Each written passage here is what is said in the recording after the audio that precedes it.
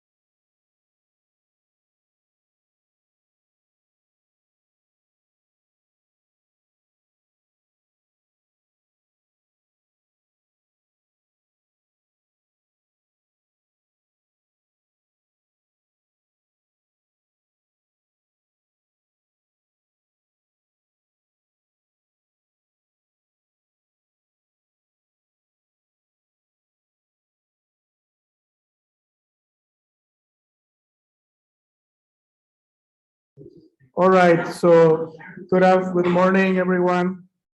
We are gonna get started because the time is short and the content is very rich. So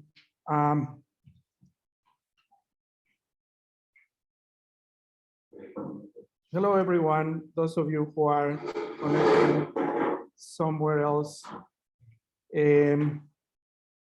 My name is Benjamin Ibarra. I'm a faculty member here in the School of Architecture. I am the director of a historic preservation program, and I have the pleasure to have today a group of guests today and tomorrow that will be presenting their work on adaptive reuse. So I want to mention that this is an initiative that came from the Historic Preservation Program in collaboration with the Architecture Program and the Mexico Center from Lilas Benson library collection. The three groups partnered to have the opportunity to bring together these architects and designers who are who will be presenting today. I also want to thank Rodrigo Rivero, who is going to be our first presenter today, who was instrumental in the organization, in contacting, getting to the, reaching out to the designers who will be presenting within this couple of days. The last thing that I want to say in this last minute I have is that I want to emphasize that the purpose of this symposium is to reflect and to think about the role of the designer in the historic preservation field, in the cultural heritage environment. Generally speaking, there is a misconception that understands design, that design happens only when new buildings are designed, and that the intervention of historic buildings is for those who probably didn't find a path through designing good new buildings, who are not precisely perhaps good designers. And we are going to show in this symposium that is actually the opposite, that good design needs to happen for historic preservation, that good design is intrinsic to the adaptive reuse exercise in architecture, and that, of course, you need good, very good designers, right, to make a sensitive, sensible, meaningful intervention in historic buildings. So without, I think, further ado, I'm gonna let Rodrigo start because we have a very limited amount of time. I'm gonna ask every presenter to introduce yourselves briefly, just to say where you are, where you come from, what your background is. And after that, just start the presentation. The program for today, we have two presentations, Rodrigo and Valeria, who is going to be presenting remotely. And then we have a break around noon or so. And then we have two more presentations. And the plan is to wrap up the symposium day around 1:30 or so, okay? Because actually this room is being occupied. All right, so without further ado, I'm gonna let Rodrigo take over. Let me open his presentation.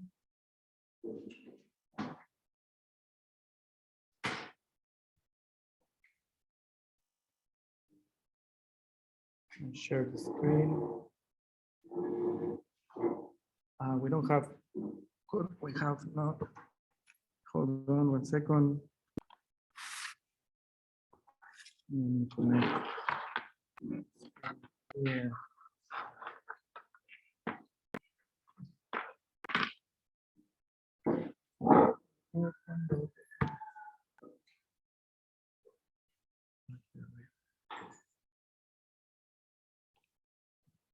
Okay.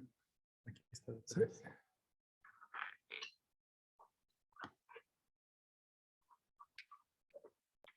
Let me turn on the screen here while Rodrigo gets set up. Hold on.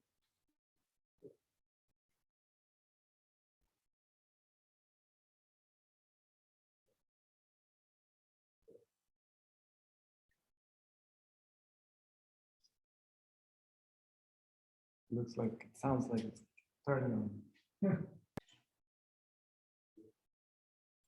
How many? So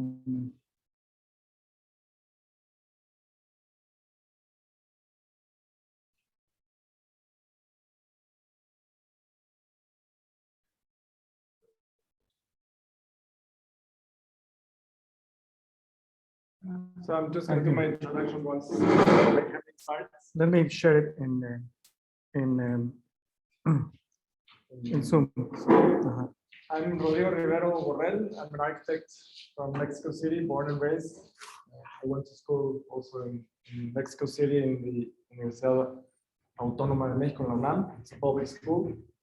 And I'm happy to mention that because this is also a public school where we're very happy to share our thoughts and the way we've worked so far.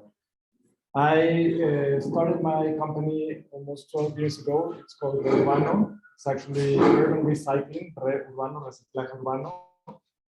And I started the company because I saw an opportunity, and I think it's something that I want to tell you about, and I'm sure all of the other architects are going to share some thoughts about that too. We just thought that there were too many used buildings and abandoned buildings in Mexico City, and there are so many unused, undervalued, and underappreciated spaces in Mexico City or in many different neighborhoods across the city and also worldwide. So we started working. I don't know. Yeah. Okay, we're good. Yeah. Yeah. So thank you very much, Benjamin, for having us. Thank you to the university and to make this possible. I hope you enjoy our quick trip through Mexico City, and I want to be very specific on Mexico City because that's where I've had the chance to work for the last couple of years. So why is Mexico City so special, and why is it so exciting to work with? Let me see if it works. Okay, almost. Close, but not all the way. Benjamin, I don't know. I think that screen is not working. Okay. It was working. Yeah, it was working before. The problem is that usually you have to turn it off and turn it on again to make it work. Let's see if it works. Let me see. So a little bit of that image, Let's go ahead. and it's one of the reasons that Mexico City is so exciting is that you have three very important cultures meeting and developing in that specific geographic point in time and history. Mexico City was founded or grounded in 1300, and then it was conquered by Spaniards in 1500, and then it was independent in 1800, and so from then on. We could just keep going. Okay, so we'll figure it out. So a little bit of that image is, this is a very well-known place in Mexico City. It's called Tlatelolco. And actually the name of this plaza, it's the Plaza of the Three Cultures. So within one single image, you can see a Aztecs or Aztecs pyramid, a 1800 century church, and then you can see modernist building in the same spot. So that gives you a little bit of the context of where we've been working and why is it so exciting to work there. It's not coincidence that Mexico City was in the first spot for the 52 places to visit for the New York Times in 2016. I know that's a while ago, but we all know that time has changed, or things have changed lately in the last couple of years. So let's say probably 2 years don't count as if time went by. So let's hope for that. Has anybody of you been to Mexico City, or are you familiar? Yeah, you've been to Mexico City and you like it. So so a little bit of that. It was grounded on a lake.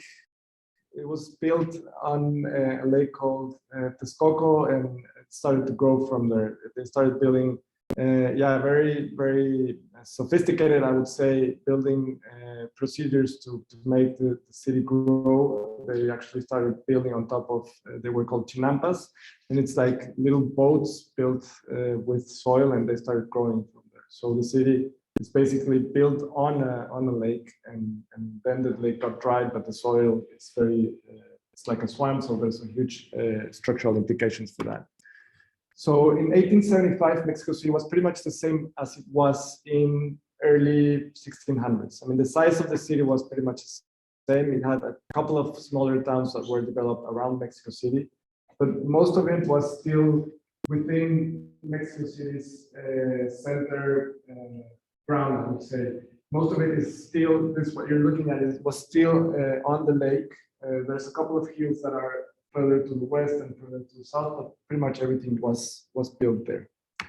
So to be fast, this is, I mean, it kind of a joke, but this was a typical family in Mexico City. So another question, how many of you have more than 2 siblings? Okay, 3, 4? You have 4 siblings? Okay, so it's not so common. Okay, but still, it's not so common nowadays to have such big families. No, it's getting, I don't know.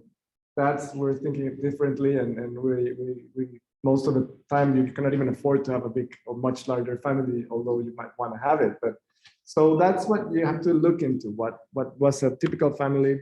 This was Mexico City's downtown, where you had a decent public space with a very nice transportation system. And you had these spaces. This is La Condesa. So it used to be a countess's lands. It was basically, she owned all of that land. It used to be a ranch, like probably the Robinson Ranch, I would say. I mean, it's not that the same size, but you're familiar with what happens with ranch. And they hired very good architects to design the public space and the way the city is laid out. So if you see the form of it, it looks like a horse race track. Yeah, because it was a horse race track. It was her own private horse race track in Mexico City, and it's still laid out like that. But still, architects managed to do a master plan and design a very well thought master plan that gives us the city that we like, and it provides us the public spaces that we currently use. This is also a very nice area of Mexico, which is called La Roma. It was also privately owned, and then they developed it. I'm sorry you cannot see all of it, the fountain on the right side. It's actually La Plaza Rio de Janeiro, which it's a very, very unique space within Mexico City's urban scenario. And again, it was designed by architects and urban planners. And what I'm saying, I want to make an emphasis about designing it, because it used to belong to someone. It was a private space that was designed for public purposes, and actually that helped lay out the city that we see today. These are some of the images of the drawings and the design process of the neighborhoods.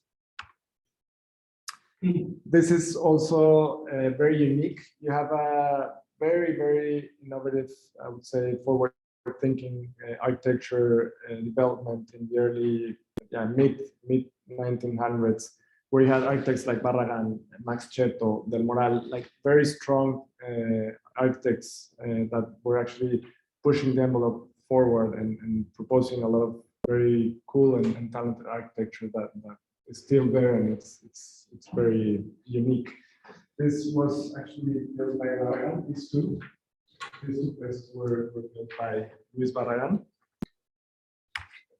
And then for the 1930s, the city started to grow, and it started to grow into a rapid pace that it was almost impossible for the public space for development to catch up with the amount of people that were actually moving to the city. The city became, or was, an opportunity for a lot of people to move into the city and have a better job, better education, better life standards.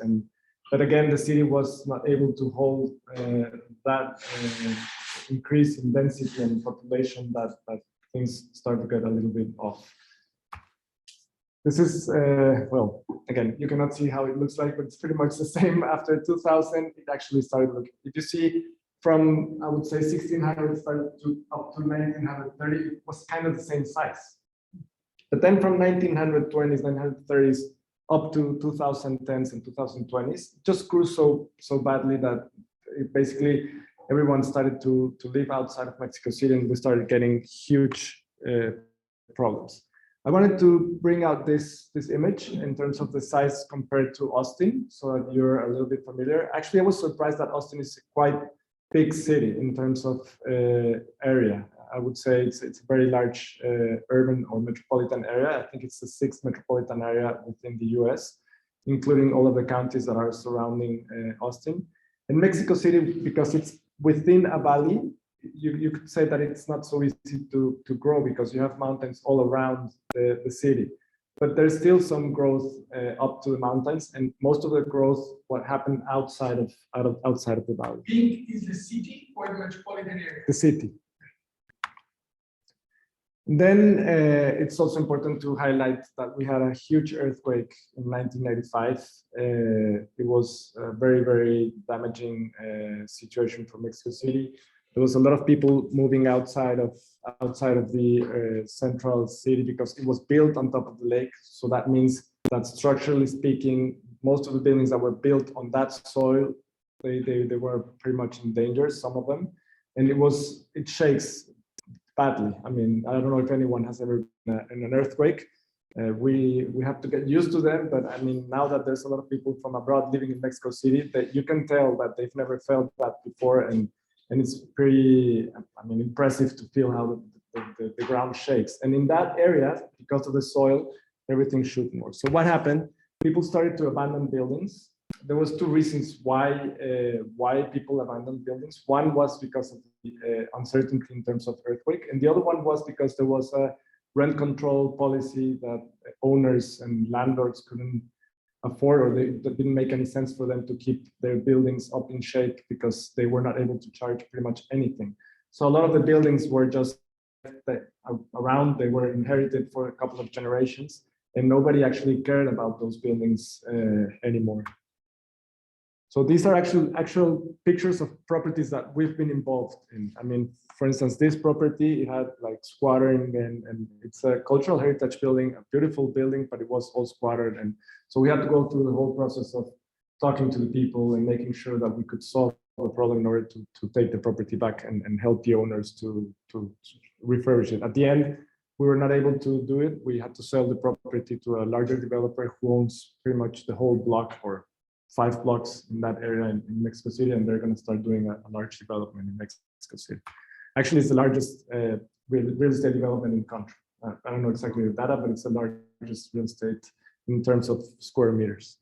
So you could see buildings. I mean, this is another building. All of the pictures are within the image from 1937, I would say. All of them are within, I don't know, 1 kilometer away from downtown, that you can bike, that you can walk, you have public transportation, you have sewage, you have water, not in a very good shape, but you still have, that, no? And there was also a reason to fight for the land. We've had that issue for a couple of years, and I think it's also something that needs to be addressed. I mean, people sometimes just want to take land from you and they squatter it in terms of to kind of steal the property from the owners, and that actually happens. And this is actually where offices are right now. I mean, those 4 images are from our offices, and we had to go through that. And again, I'm an architect. No, it's when they ask you, where are you? Are you a government institution? Are you a lawyer? No, I'm a real estate developer with architectural background, and we have to find the ways, the right people, architects, lawyers, economists, to make sure that we can deal with these whole issues. So the city kept growing. This is a development, a settlement called Ciudad Nezahualcóyotl, which is outside of the, I would say, outside of the valley, and it actually belongs to a different state. So there's huge political implications of having that amount of people voting in a different state than the city. So pretty much the way I explain it to my kids. So imagine that you go to a sports club, and you pay the fee for that sports club, and all of the neighbors go to the same sports club and don't pay for the fees. That's exactly what happens here, because they don't pay taxes in the city, but they use the city resources. They actually commute every single day to work in the city, and it's very hard for everyone the way it works. I mean, politically, all of those taxes, they don't go into the city, but all of them go and work in the city. And then you have urban sprawl with very low quality in terms of real estate, I don't know, life quality and design.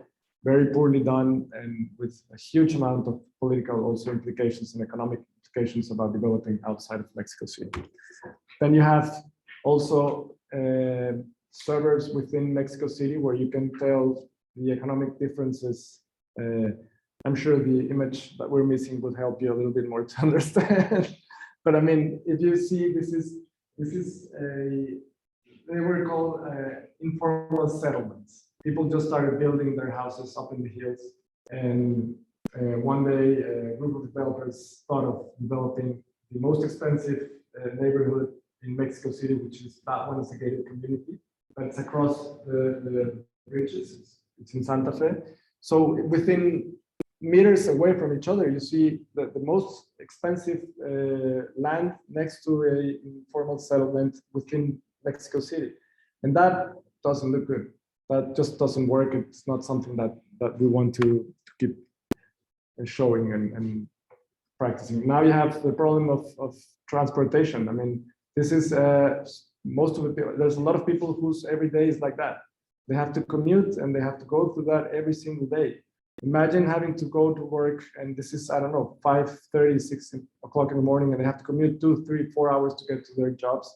And then you expect them to have the performance to expect, you know? So I know Benjamin is rushing me, so I'm gonna do 1.5 like now.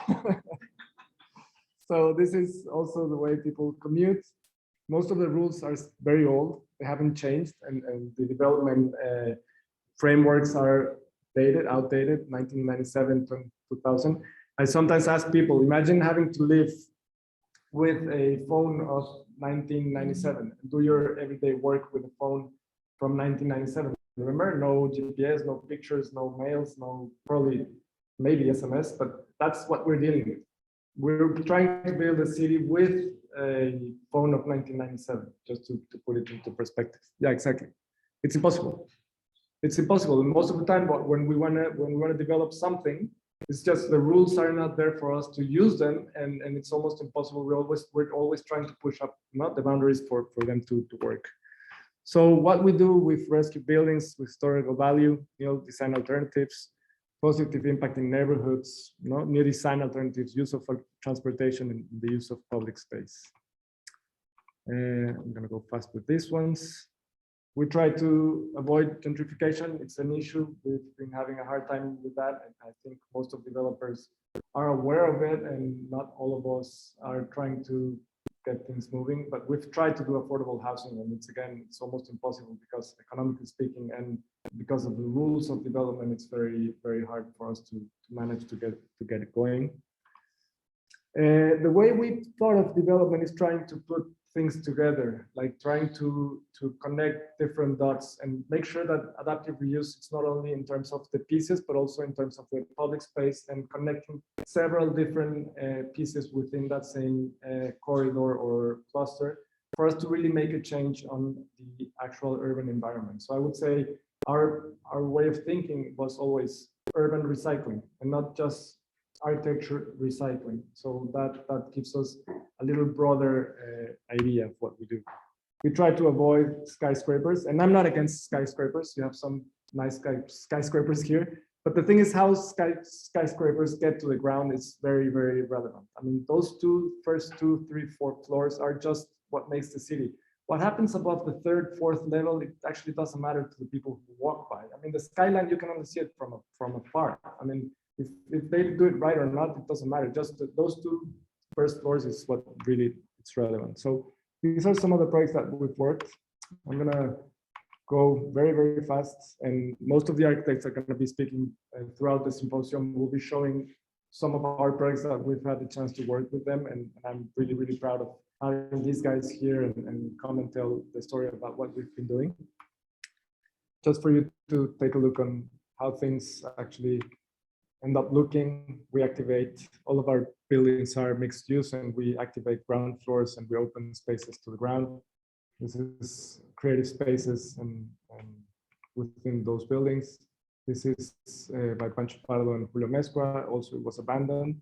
Most of the properties that we've worked with were off-market deals. We pretty much find the deals before even they come out to the market. We just kind of try to build that puzzle before it's actually out there. And then you realize how much impact you end up making.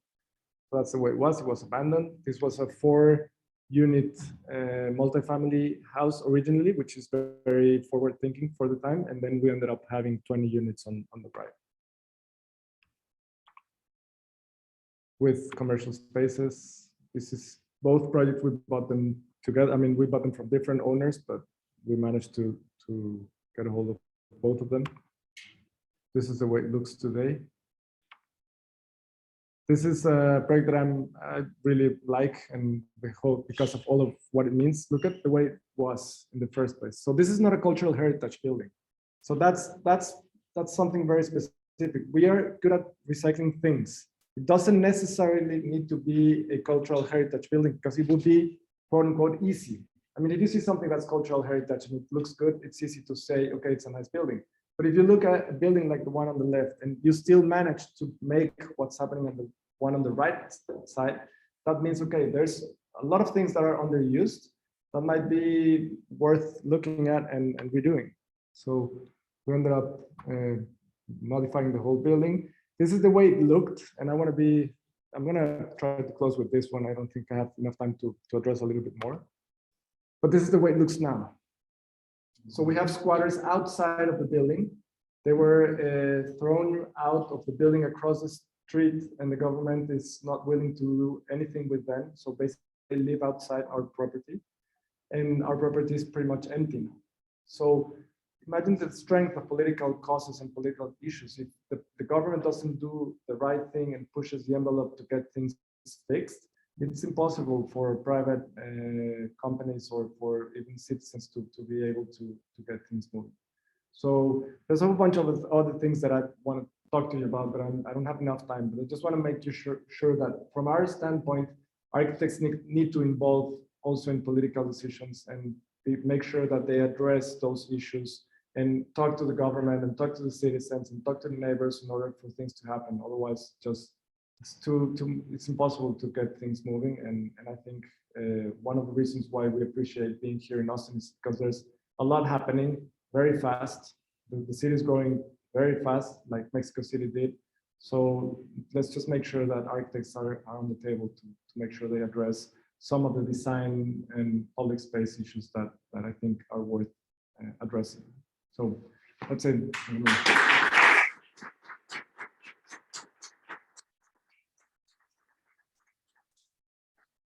Thank you to the people Thank you very in much Zoom. for the presentation. All right, so we are going to, again, what we are going to do is we are going to have, as I mentioned, 4 presentations. It's going to be a break in between around noon. And then we are going to leave questions or pretty much having a conversation towards the end. We will have a few minutes to have all the presenters and everyone who is attending here and on Zoom to ask any questions. So what I'm going to do is I'm going to let Valeria take over. Okay. Valeria Valero is joining us from Mexico. We really wanted her to be here, but she is a very busy public. She works for INA, for the National Institute of Anthropology and History. She is the director of historic monuments in Mexico, so she's a very prominent figure in the. No. Hold on one second. Okay. Let me just, I want to just do something here.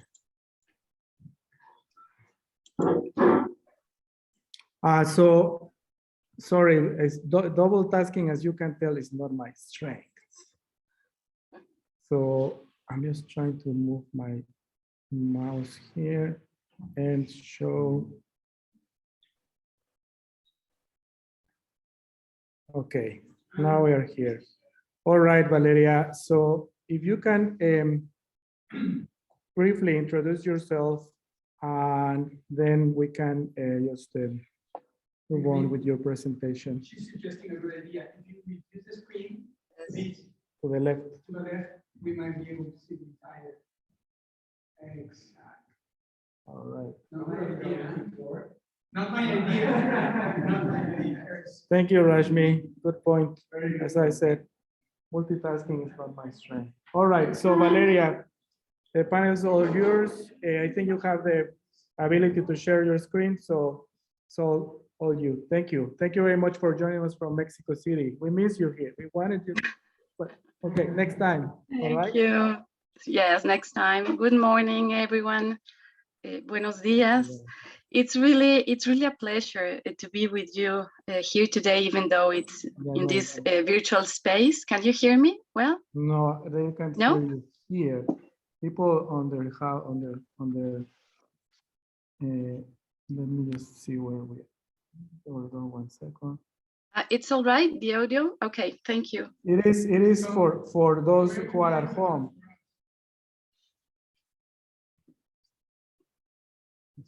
Let me see. Can you talk now, Valeria?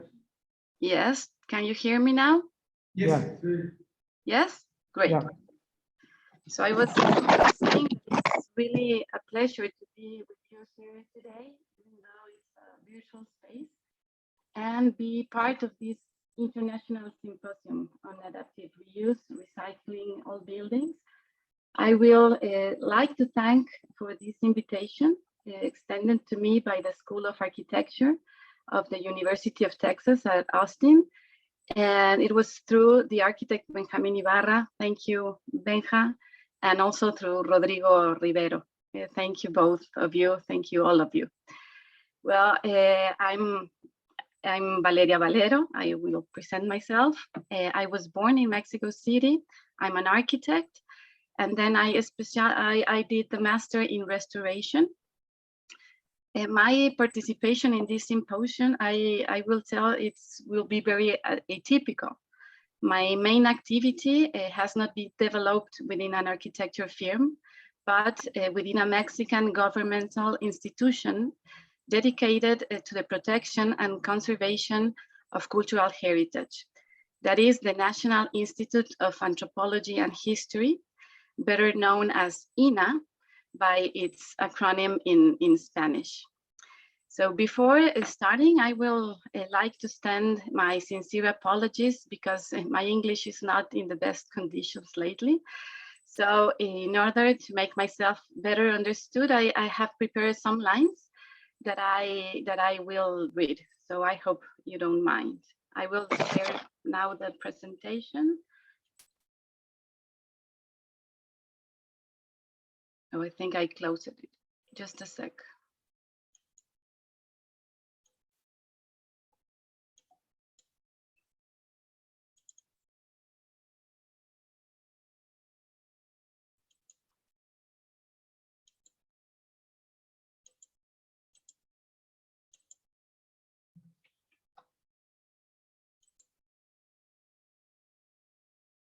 Can you see it?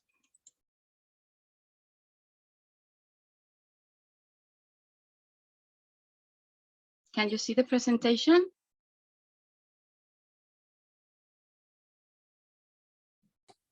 Yes. Ah, thank you. Thank you. Sí, Valeria, la vemos aquí en el salón también. Great, thank you. Well, the topic that is raised in this symposium is very broad. So I selected the aspects that I considered most relevant and hopefully most interesting for this talk. I divided the presentation into 3 parts. The first one is the notion of cultural heritage in Mexico.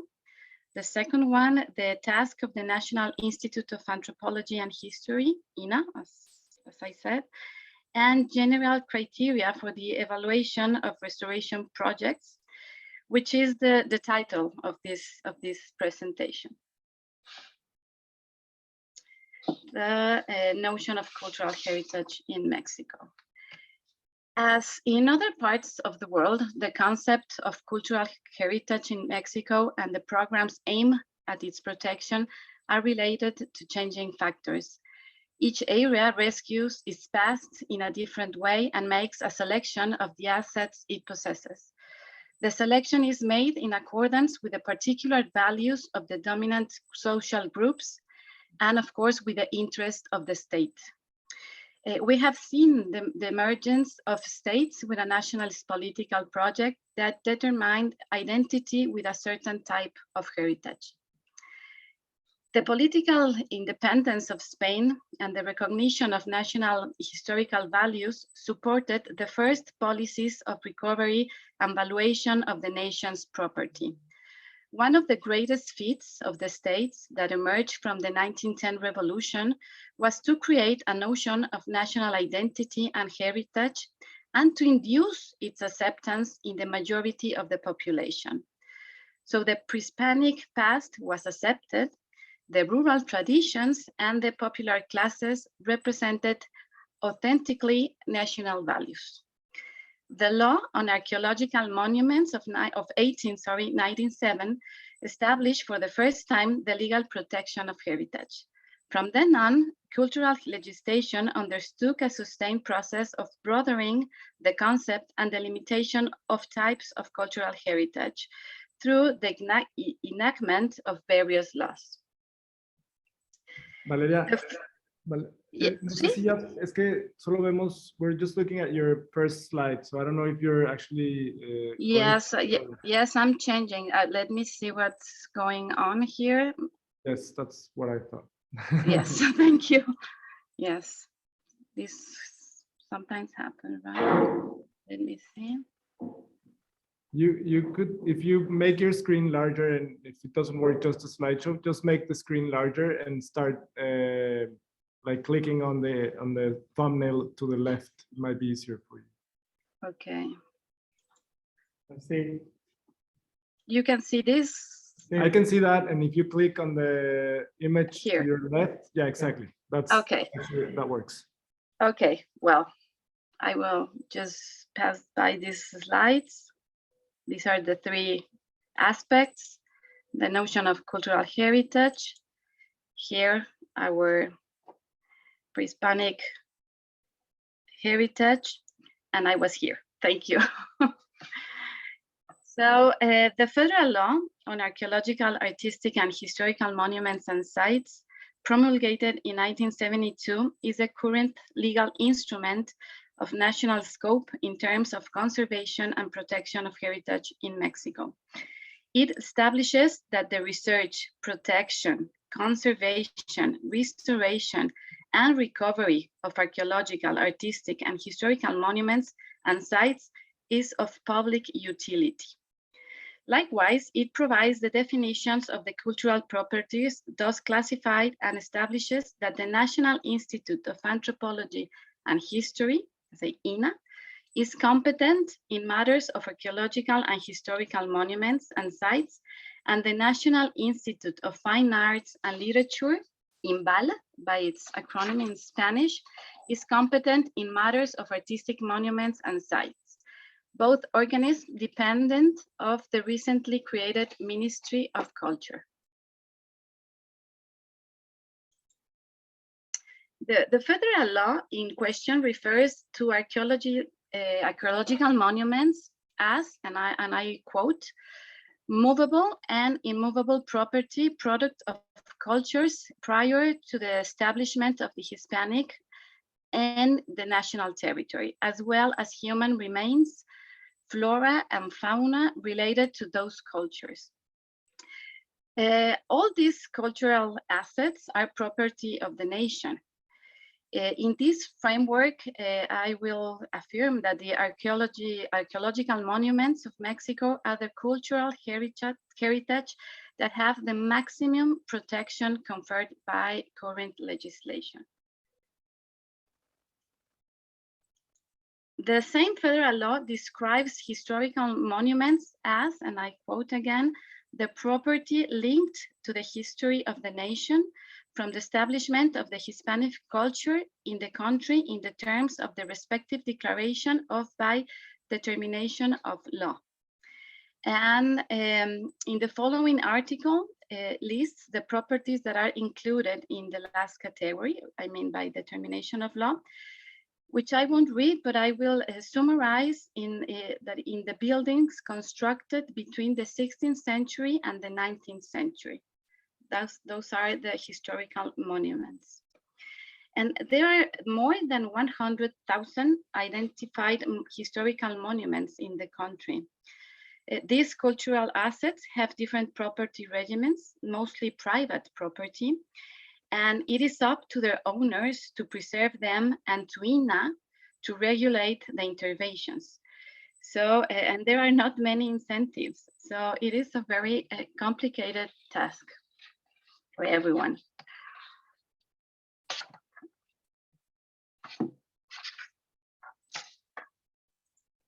Artistic monuments are movable and immovable property that have relevant aesthetic value.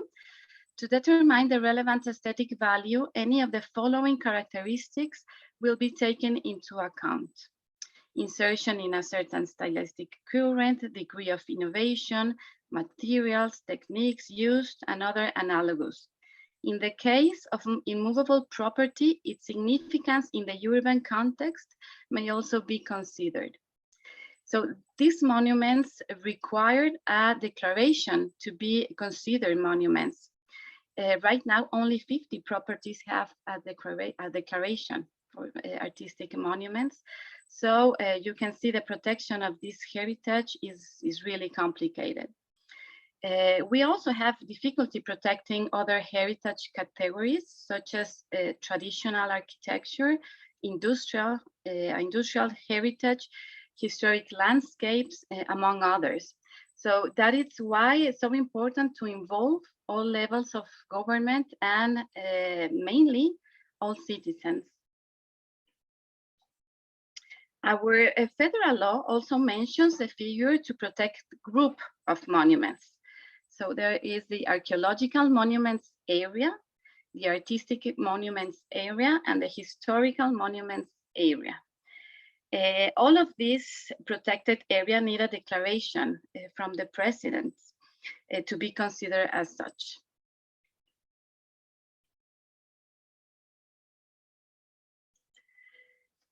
So, well, this is the second part of the National Institute of Anthropology and History.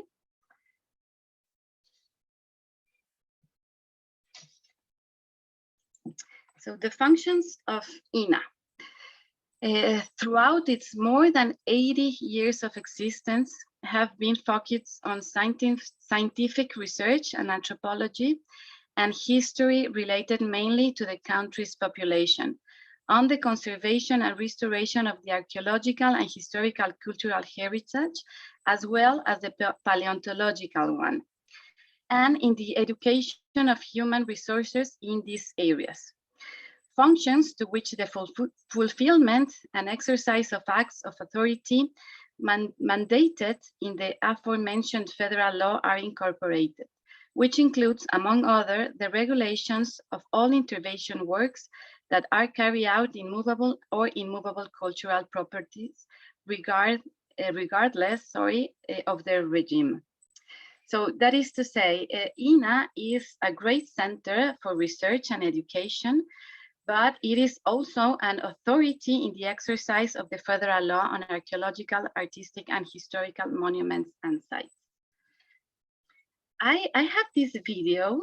I will really like to show it to you. It is in Spanish though, but I think the images are very eloquent. And it was held 3 years ago on the occasion of the 18th anniversary of the creation of INA. Well, I hope you enjoy it.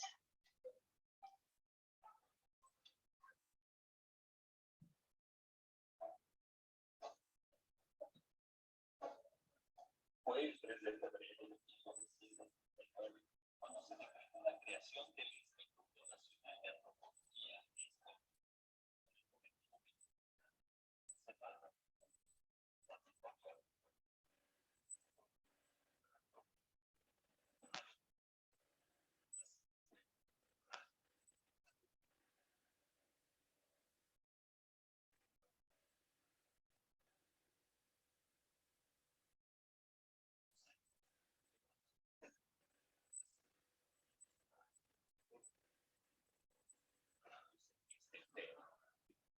El camino trazado en investigar, observar.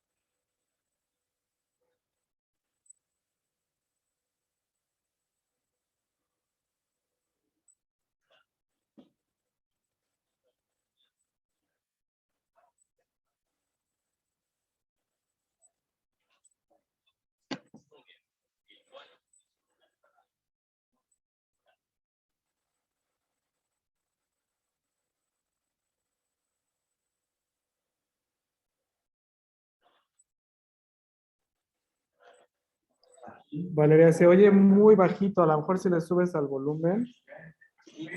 Es todo lo que da el volumen. Ok, bueno. Para los que están... Sorry.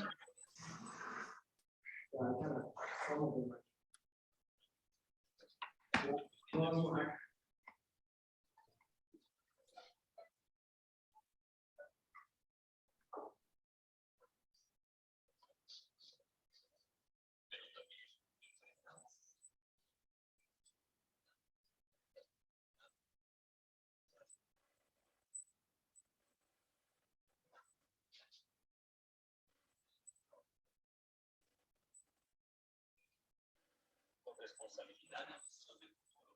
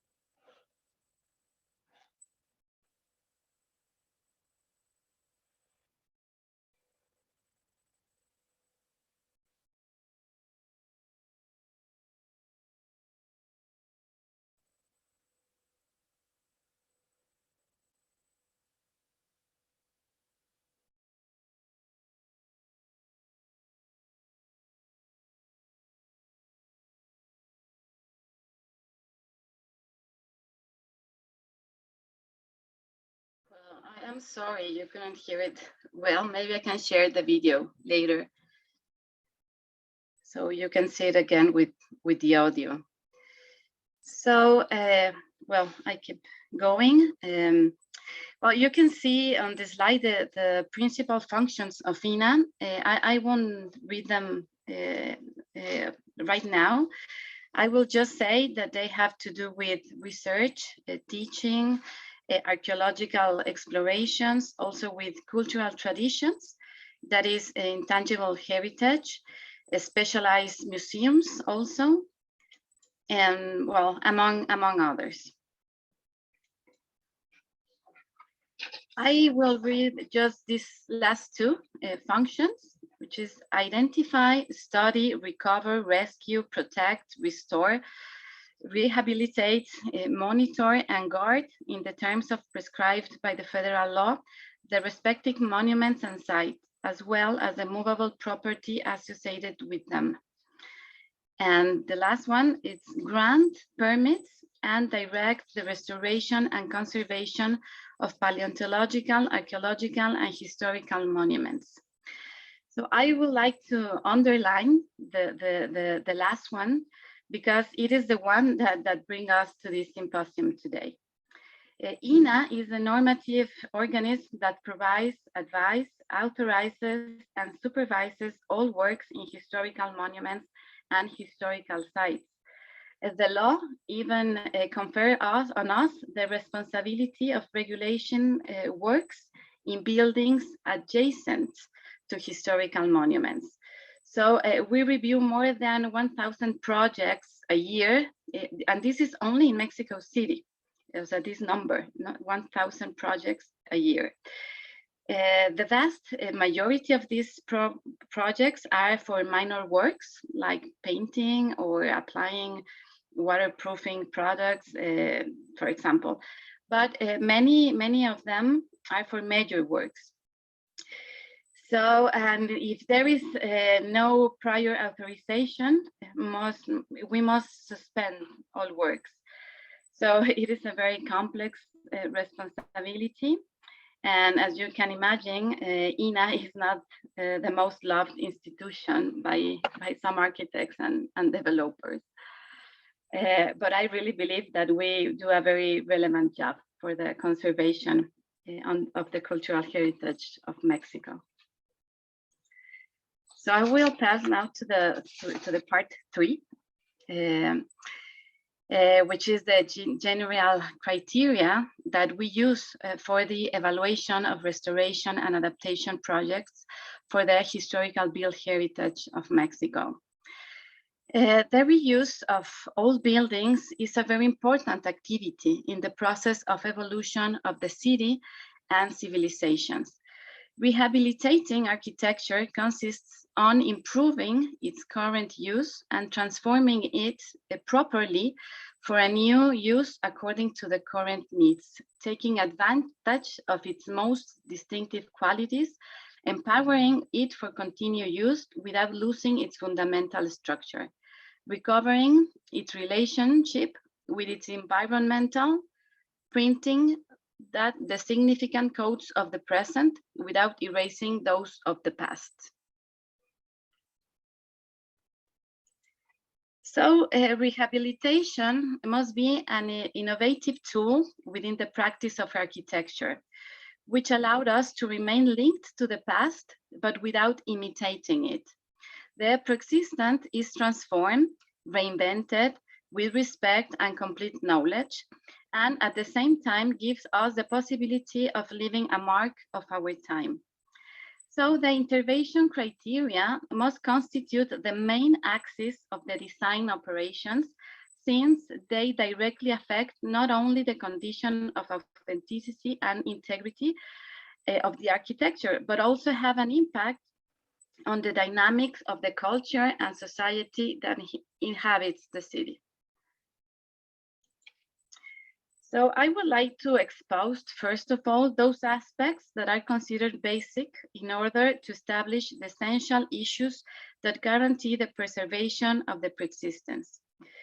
The architectural, urban, environmental, and territorial pre-existence is a cultural property of a social nature that concerns the collective memory of a specific community, and it is not possible to reduce it only to economic and financial consideration. Its loss implies an irreparable disappearance that cannot be replaced with possible benefits obtained in other aspects or areas. These losses reduces the installed capacity of a city, wasting important cultural resources and, of course, weakening part of the collective memory. So given that the cultural heritage affects society as a whole, no one can be exclusively or unilaterally attributed the decision-making that implies its alteration or, even worse, disappearance.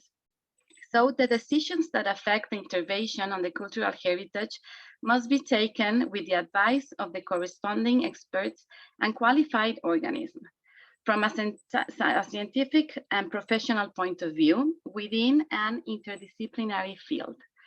So at this point, I would like to comment that INA has specialized councils made up of specialists from different disciplines and from different academic and governmental institutions that support the review of restoration projects and also review other relevant issues in order to strengthen the decision making.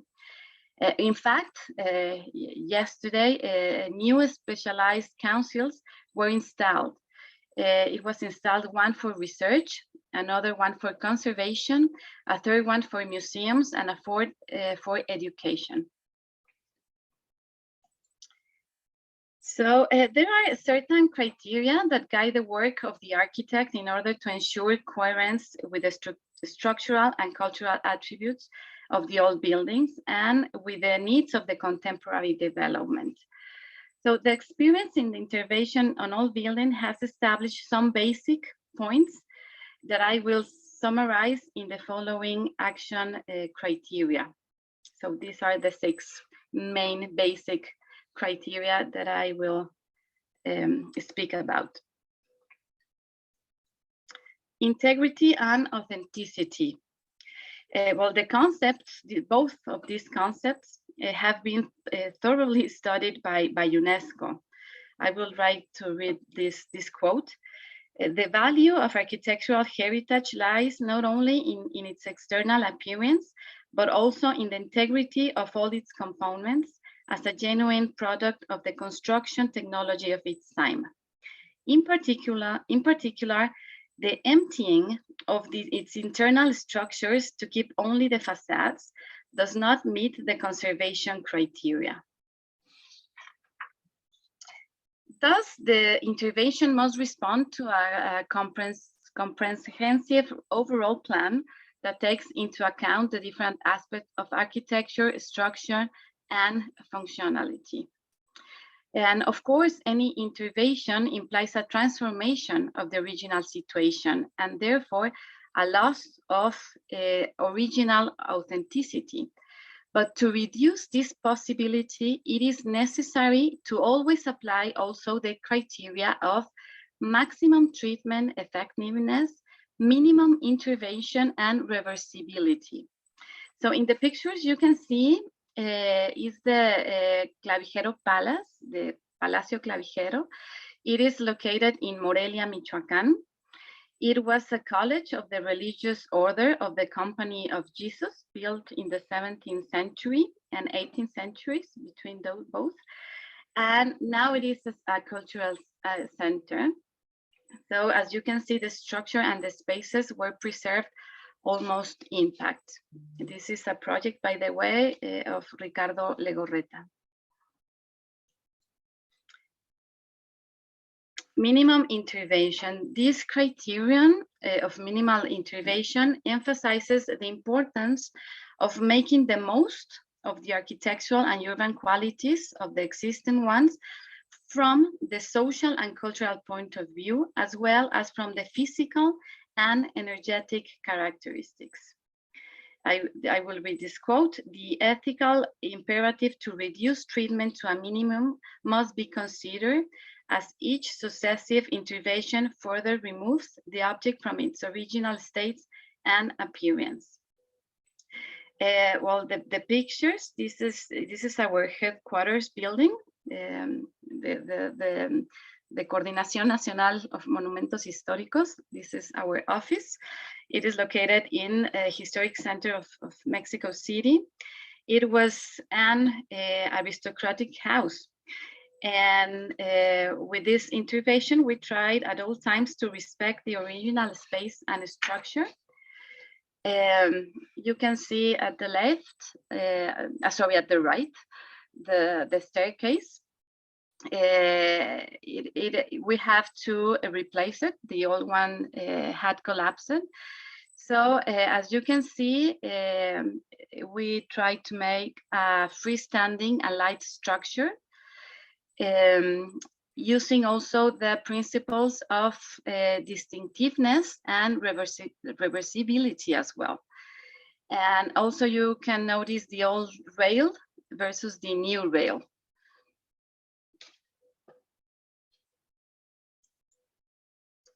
Well, we continue with this criteria. that should guide the action in rehabilitation. Whenever it's feasible, the relevant architecture, structure, and elements present in the building and that show physical deterioration must be repaired and not replaced. I will go faster because I think there's not much time. Reversibility. Reversibility is a principle that the conservator must be adamant about. This word means that a preservation method must be able to be reversed if something unexpected happens, so that the object can return to its initial state without any damage. So reversibility corresponds to a criterion that seeks to avoid inappropriate interventions in order to have the possibility of returning the property to its previous state, allowing a correct intervention that can be carried out in the future when the property has deteriorated again, or in cases of applying a more adjusted solution to values qualities to the property.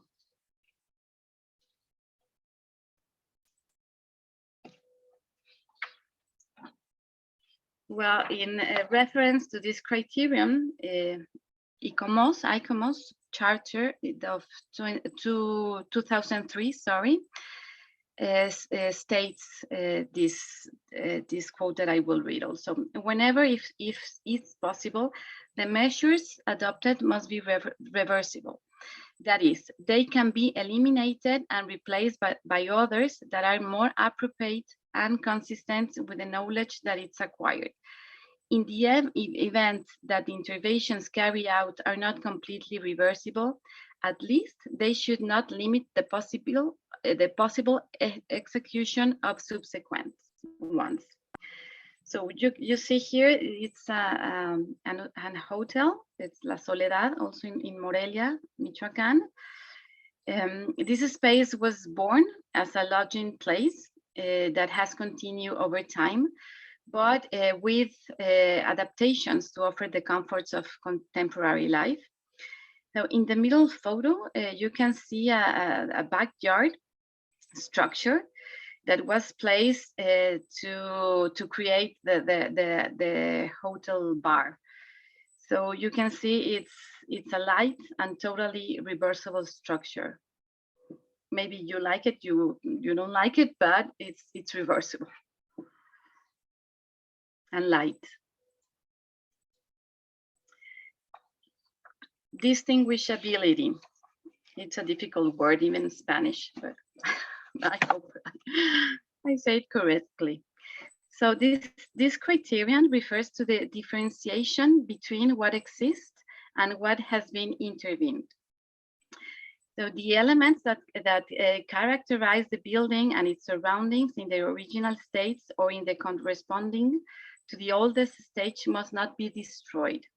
Each intervention must respect, as far as possible, the concept, techniques, and historical values of the original configuration of the structure, as well as its earliest stages, and must leave evidence that can be recognized in the future.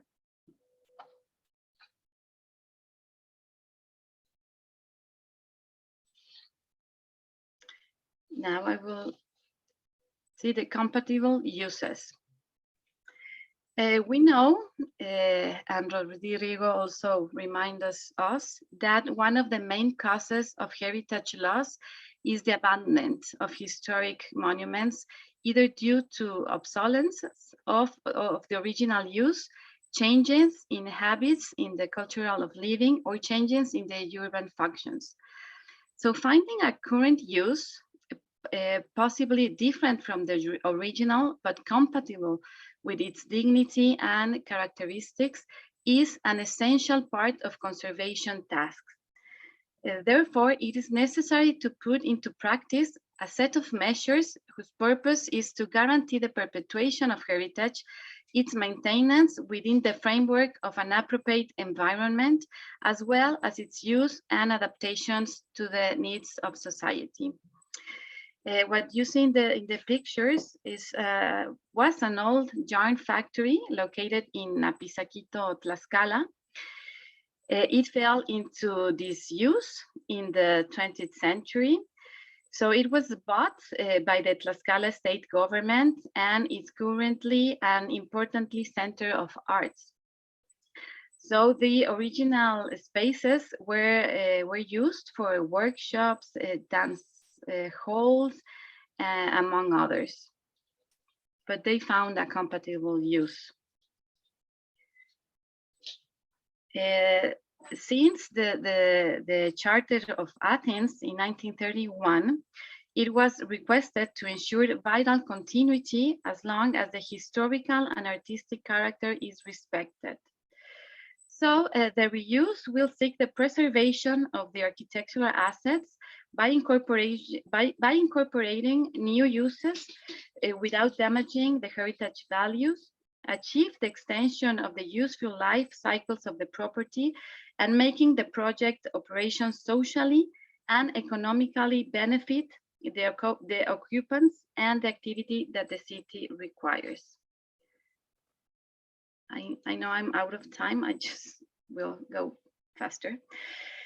Urban integration. Well, there is a very important charter, the Washington Charter. I will read this quote from that charter.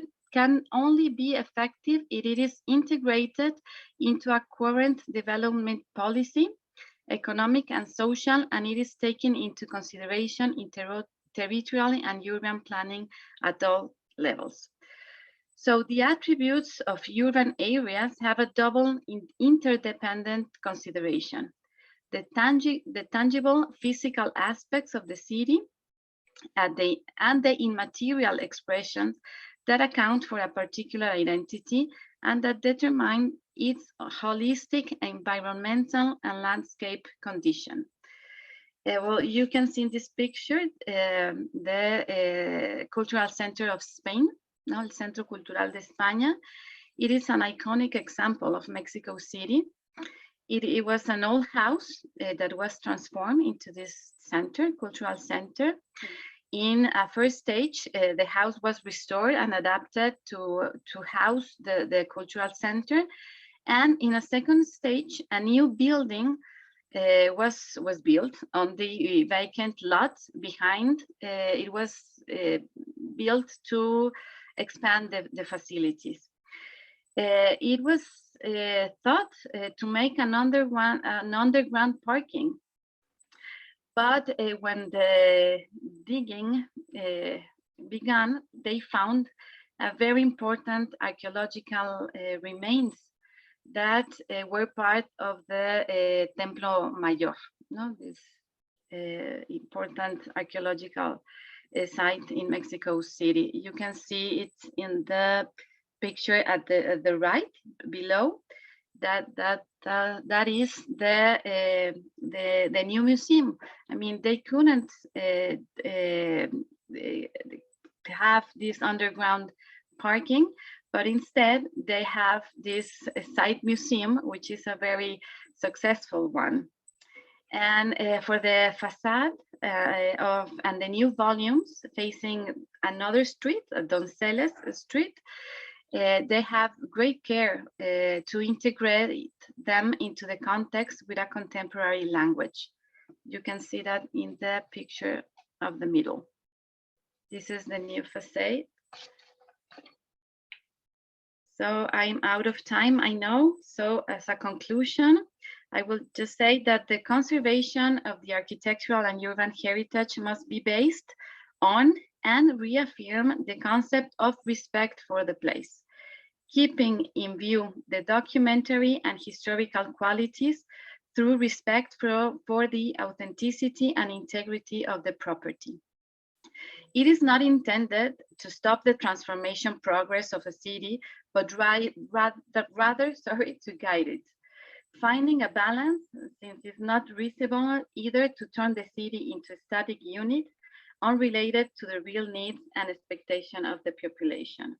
So to enable this challenge, it is necessary that each intervention generates an articulated basis of action criteria with definition of limits and scales of actions, managing to discriminate the elements and relationships of structural relevance, as well as those latent areas in which it is necessary to implement innovations that diversify the original meaning of value, updating them with the requirements of the present. So thank you very much for your time.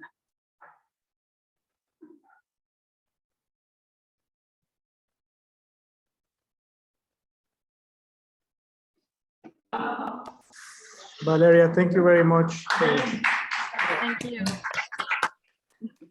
A round of applause all the way from Austin, Texas, with all our love, Valeria. And thank Wishing you for you your were here. patience. Okay, thank you, thank you. Okay, so what we have in the program right now is about a 5 minutes break. So I'm gonna ask everyone to hang tight. It's only 5 minutes. We will start around 12:20. Thank you so much. Sí, justo así. Venga, sí. A mi correo lo mandaste.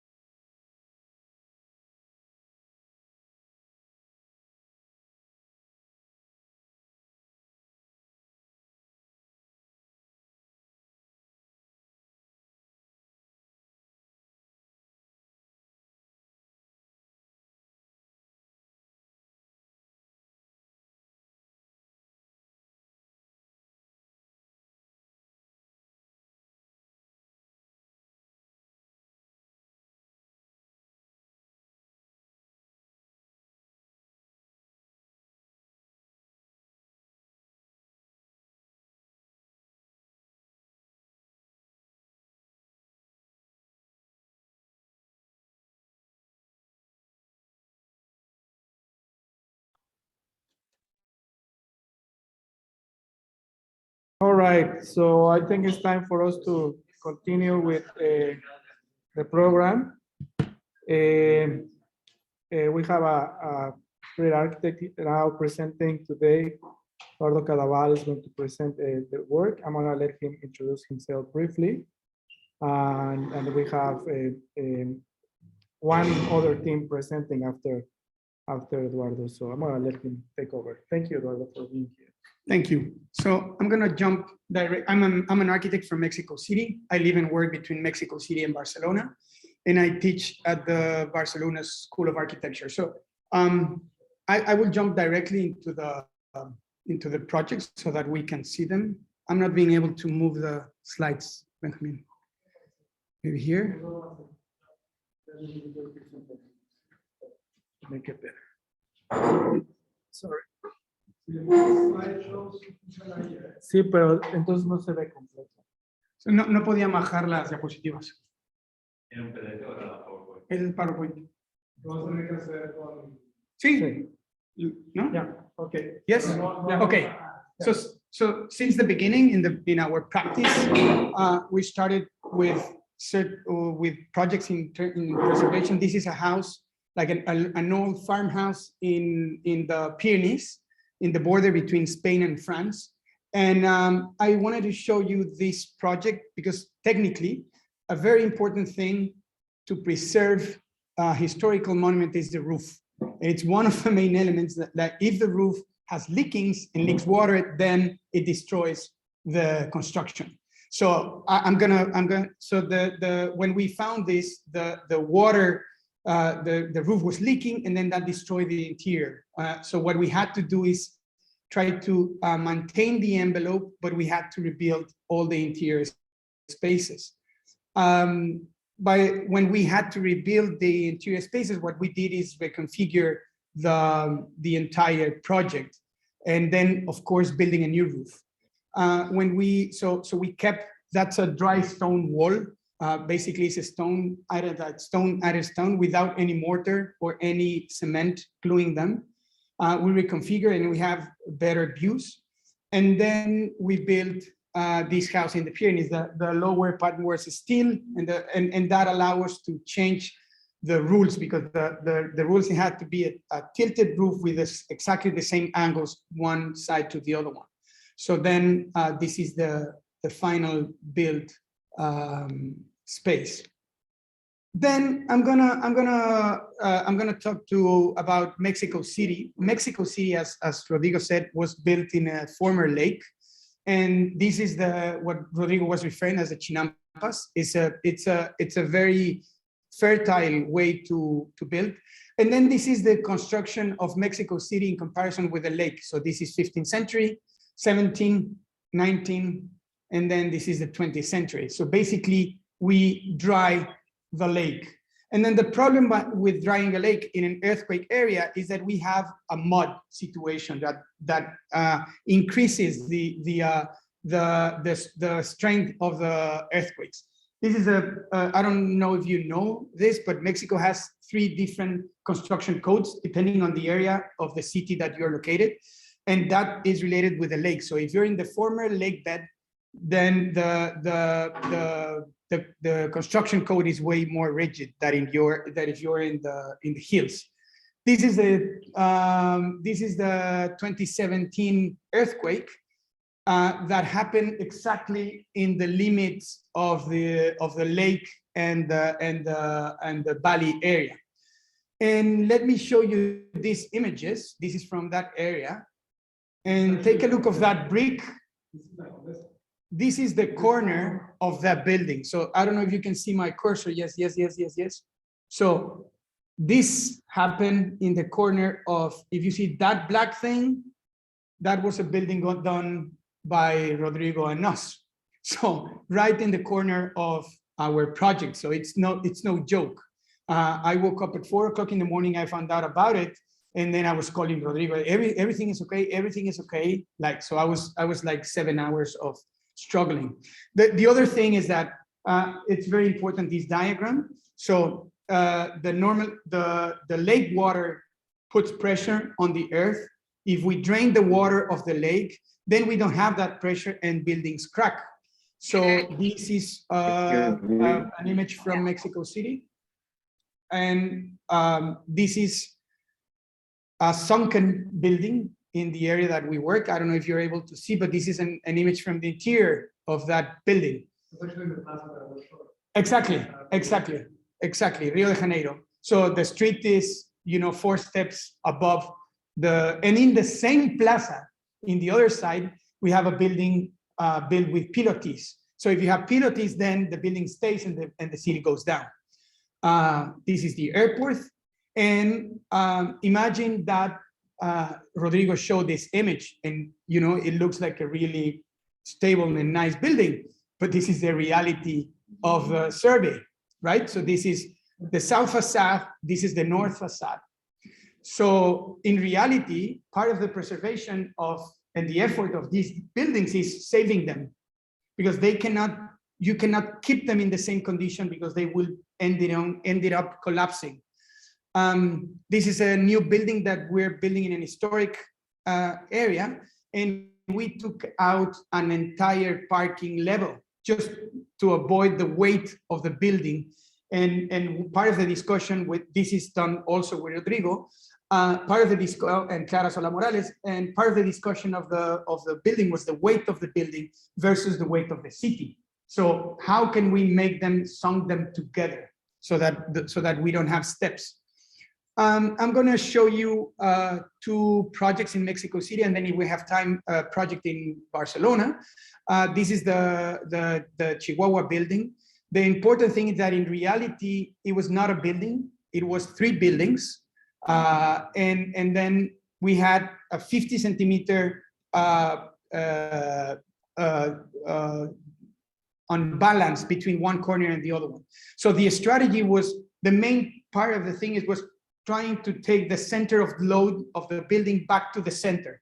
So from the back corner, so that the building wouldn't sunk anymore, but then reverse it. And then to do that, we had to take the space from the building. So we created 2 patios. The area of the patios, the INA, allows us to put it on top of the building. And that's basically the result. It's a patio building. I'm not going to show you the plans, but look of the section. Take a look of the sections. They are, completely twisted, and that's the project. That's not, that's what you have to build. So the program, it was also a battle. It was a battle done by Reurbano, because when we did this building, the mixed use was not allowed by code. So we tried to keep commercial uses on the ground floor, offices on the first floor, and housing for the next 2 floors. But this was not allowed by the code. So they had to do a very strong battle to prove that those uses were already on the building. Then this is the how we broke the building to get the patio. Then 2 big concrete walls, one to stabilize the building, and then we keep finding these amazing textures. This was the original project had a steel facade for all that interior patio, and then basically when the site visits, we were like, stop this, take this, keep that. So it was an effort during the construction process. That plaster frame is a structural. So basically, whenever we had plaster walls, that meant that we had, or that we need the structural reinforcement. Also, we kept all the wood from the floors and we recycled them. The wood is in between. So basically the building, it's inclined, and then the floor is also halfway inclined, because if you put it completely horizontal, then you will be scared about how twisted the building is. The final result, you cannot see anything from the exterior. We kept the essence and the scale of the project of the existing building because it was fine, but then the interior is completely different. From 3 buildings, now it's a patio building with circulations in the central space. And then basically all the money went to that. So the rest was about, cleaning and leaving the spaces magic as they were. So it was also an attitude. the building was fine like that. So you don't have to work more on those things. A bike store, none of the buildings from Reurbano had parking. It was part of the bet or part of the position. This is the corner. It's a very famous cafe, so that they're activated. And I don't know if Rodrigo mentioned this, but this was already in the building, and Reurbano kept it. So they did a deal with them. So basically they increased the rent of the other commercial spaces to be able to subsidize this one, that at the end is the most active store in the building. They are always working. 2 blocks away from it, we built another project with Reurbano too. This was a protected house, but it didn't have that amazing values. It was not an amazing house to start with, like in the other one. And this was the existing condition. Also, like in the other building, was an abandoned building. So no displacement of anybody happened in this place. And then we started studying the strategies of how to build those, that the amount of square meters needed to make the real estate intervention feasible. So underneath you have that strategy, and for me the most important thing of this project is the scale. And it's something difficult to prove on a PowerPoint presentation, but if you visit the building, you will see that it's not a massive building. So at the end, what we did is, to the left was the existing house. We replicate the patio. We also tried to replicate even the essence of the house. You can see that we copy the survey, and then we add 2 floors on top of it, but with terraces, so that you don't see the scale. Then we start testing how to deal with the facade and with the envelope of the building. So we had a very rigid or a very fragile. We had a structural element that will create an envelope for the building. That envelope will create a new roof. And then we start testing roofs. This is a methodology that we use for all our projects. And then, but the important thing is that that's a Lego of the actual building done with pieces from my kids' Lego. And we don't have time to go through the plans, but all the plans are different. All of the housing units are different. All the apartments are unique. And then maybe with this facade, we were trying to build tilted roofs for the entire project. And then Rodrigo said, yes, but we need terraces. Rodrigo and Alberto said that to us. So we said, okay, let's do a deal. Let's do half terraces and then half tilted roofs. And that's the result of the envelope. This is the configuration of the public programs and the public accessibility of the project. Also an effort that Reurbano has in their core values. And this is the construction process. The construction process, a lot of things change during the construction process. And this is the final built envelope. So in white, you have the existing house. Then we create this kind of glass strip so that we try to took out the weight of the building, and then in black the 2 caps that will enclose the building. In the back part, this is completely new. Any trained architect will know that this is completely new, but a normal visitor might not even realize that this is different than the existing house.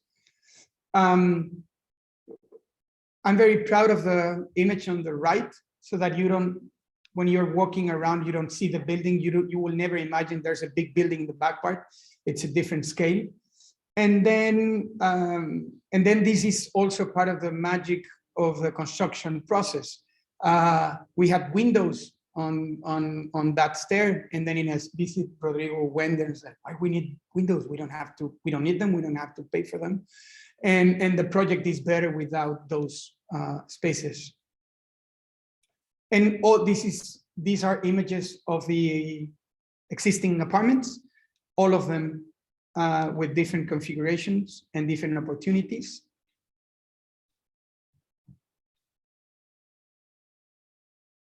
And I really enjoy this image of like the existing building, the new, very carefully worked structure for the corner, and then the new roof. And then finally, I'm going to show you, is the first time that I show this project. I normally don't speak transparently about our projects, but knowing that it was going to be a lot of friends, this is my house. So I bought this warehouse in Barcelona, and it was an abandoned building. This is from 1936. So this would be protected in Europe, like in America, right? But in Europe, they don't care about it. It's just like one more building, so it's not protected. But I think if you are a conscious architect, you don't need a code to protect the building. You understand that has a value, and you will keep it. So that was the existing condition. It was a toilet paper warehouse. So when I went and saw it, and if you remember that I started my presentation saying the importance of the roof. So you have paper underneath the roof, that means that the roof is working, you know? So I knew that I visited it in 20 minutes. I said, yeah, I will buy it. Yeah, that warehouse went out of the market in 3 hours. So I was the first one in seeing it, and I bought it. So, but that was the existing condition, completely destroyed. And then those are my kids, and we started, cleaning and turning down all the.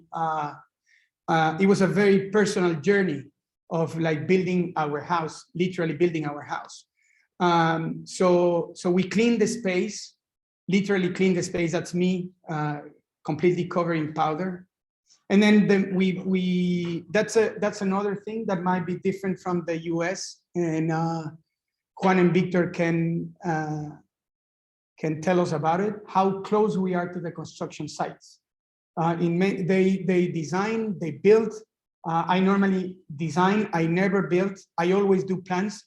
So for this project, I didn't do any single plan. It was like a luxury for me. In Spain, you have to do plans for legal issues and permits. So it's like, no, I'm not going to do any plans. I'm going to just do it here. And then that's me. I hate taking selfies of myself, but this was worth it because it was describing thing. So I called my painter that works for me, and I asked him if he can take out the paint of the beams.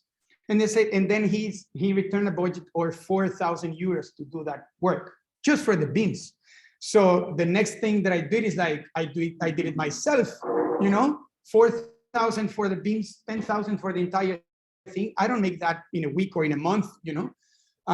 So I started cleaning and cleaning and cleaning, and that was my days. So I rented a Karcher, like a water gun. And at the end, I painted the house, and this was the final result after 10 days of working endlessly, almost. Then we had to replace the roof, and then when we replaced the roof, we created a patio to bring light to the space because we didn't have any light in it. And then I also asked my structural engineer not to do plans. It was also a way to avoid legal responsibility from him and take out, like just do a sketch. We don't need all that bullshit that I always work with it in Spain. You can see that I'm passionate about it because I suffer about it. And then that doesn't mean that you don't make mistakes. That we create the beam for the window with amazing view. Then we open the second wall, and then I call my builders, and now we have to change the window. We don't see anything, so we basically move it 2 meters away. And then the warehouse was a little bit too big. We had to reduce the scale to make it more comfortable. So I built 2 small apartments in the front part. One of them is my office. The other one is the guest room for like a guest apartment, and they might end up being. And then I paint them in white, And then because of the original idea was painting them in white, and then I realized that it was not working, so we paint them in black, and it worked way better. And then I went to select the granite for the table, and then once I bought the biggest granite on the store, then I did the sketch for the table, and then I sent this sketch to my welder, and then he created the table on site based on the size of the stone. Then I chose the tiles for the floor. Then I did some Photoshop testing of organizations. And then whenever you have a very high ceiling, you need to create an underfloor heating to make it efficient. So this was the heating. That's me on the end part trying to supervise that everything was fine. And then I found a lot of steel things, but then that started to get in shape the space. That's me laying on the floor, finally saying that the house was built. That's me painting. And if you're not a professional, that's also a way to value, the people that work there. It's like, paint is easy. Yes, my hands were like that for 10 days. That was my face. And that was my hair. And try to take out the paint out of your hair, It's still like that. Exactly. No, that construction process got me like this. I was about to get done with the construction process, and then we did a sewage test, and then we had to rebuild the entire thing. We started living in the back part of the house. So I moved I was paying a very high rent in a building right next to it. So, like instead of spending 2,000 euros on a rent, I prefer to spend it in the construction site. So we moved to the back part. I moved my things, and that, if you can see in the right hand, the windows were not there. I always explain to my clients, if you want a house to be finished, you need to move in. If not, they will never finish. You need to move in. This was a little bit extreme. And then little by little, I was able to inhabit the back tower, while it was like this still in the front part. But in the back part, we were already living, my kids and us, and my kids and I. And then I really, really love this image. It's my kid cooking their breakfast. There was like Nutella on a bread because we didn't have any kitchen. Then when I was able to put the hammock, it was like the first place in which we were able to inhabit the patio. Then all the facade was covered, but then I saw that arch in wood. So I knew that it was something behind it, that it was some magic behind that facade. So I started cleaning it, and then the bricks started to show like a really nice arch and a really nice facade. And if you can see the difference, so I started leaving the house like that, but you can see a different brick in the arches. That meant that the arches were hidden, hiding the windows for the apartment. The car is from my neighbor. So I was taking the pictures, and then I heard that car, and I was like, I ran and I said, put it there.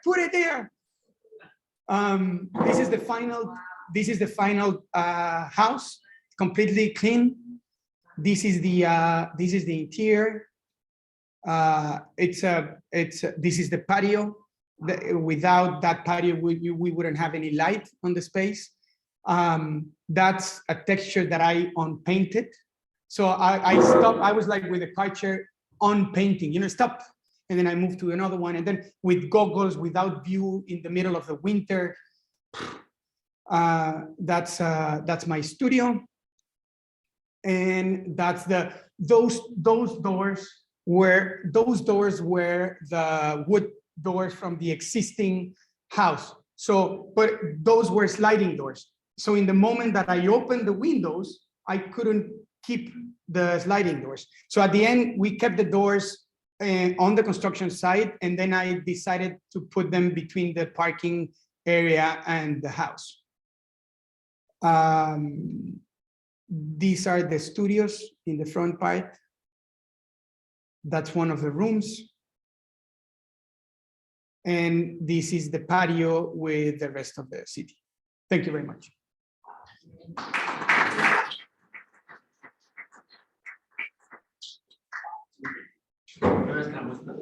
Sí. So, wonderful presentation by Eduardo Cadaval, as expected. Yeah, wish we had a little bit more time and learn more about each one of those projects, but we will have some time for questions, so I'm asking everyone here and also attending via Zoom to write down your questions, and so we have an opportunity to ask Eduardo and Rodrigo and Valeria and everyone else what about their work. All right, so next have our last presentation, which is divided in two. I'm gonna elect one. Let's see how we can do this. Okay. Is that the second one? Is this one?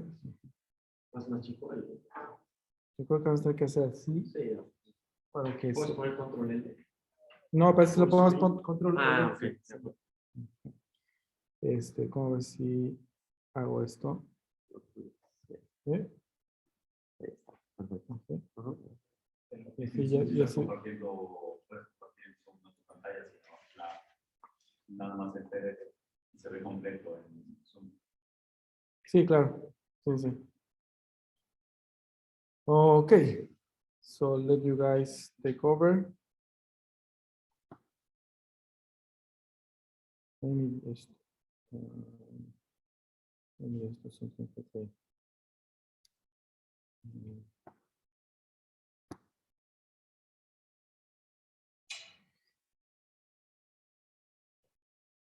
Okay, so there are things that so we can go like this. Okay, so we are strolling, just to let you know, those of you who are doing this via Zoom with the screen here, you probably can see this black thing going on. So that's what we are trying to figure out. So we can see the slides complete. You know, is the other one?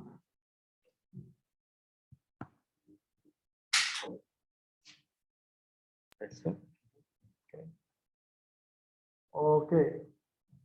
So, Gracias. to you. Muchas gracias, Benjamin. Thank you very much for this time, this place. It's a really nice and good time to celebrate working with you guys.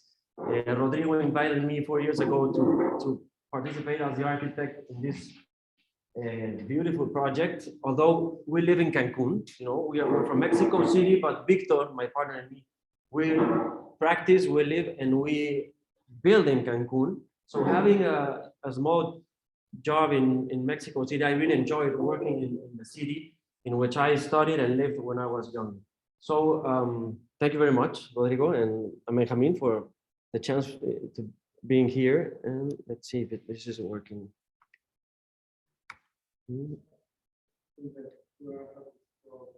It's not working, yes.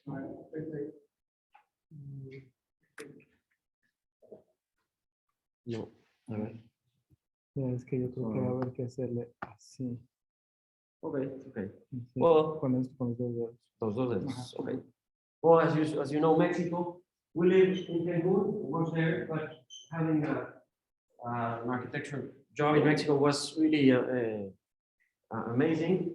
And I think context is really important in which we develop, we work. Okay. I want to show you a little.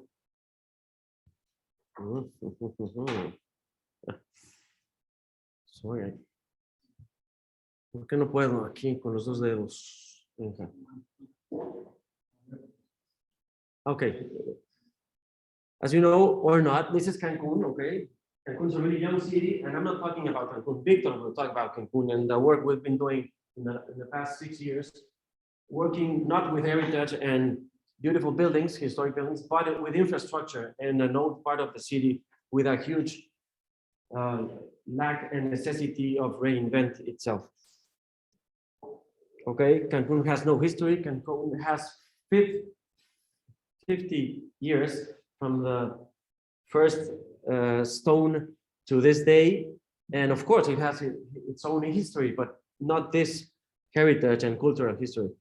This is our context. Cancun has been growing really fast because it's really, how to say, noble. It's a flat land.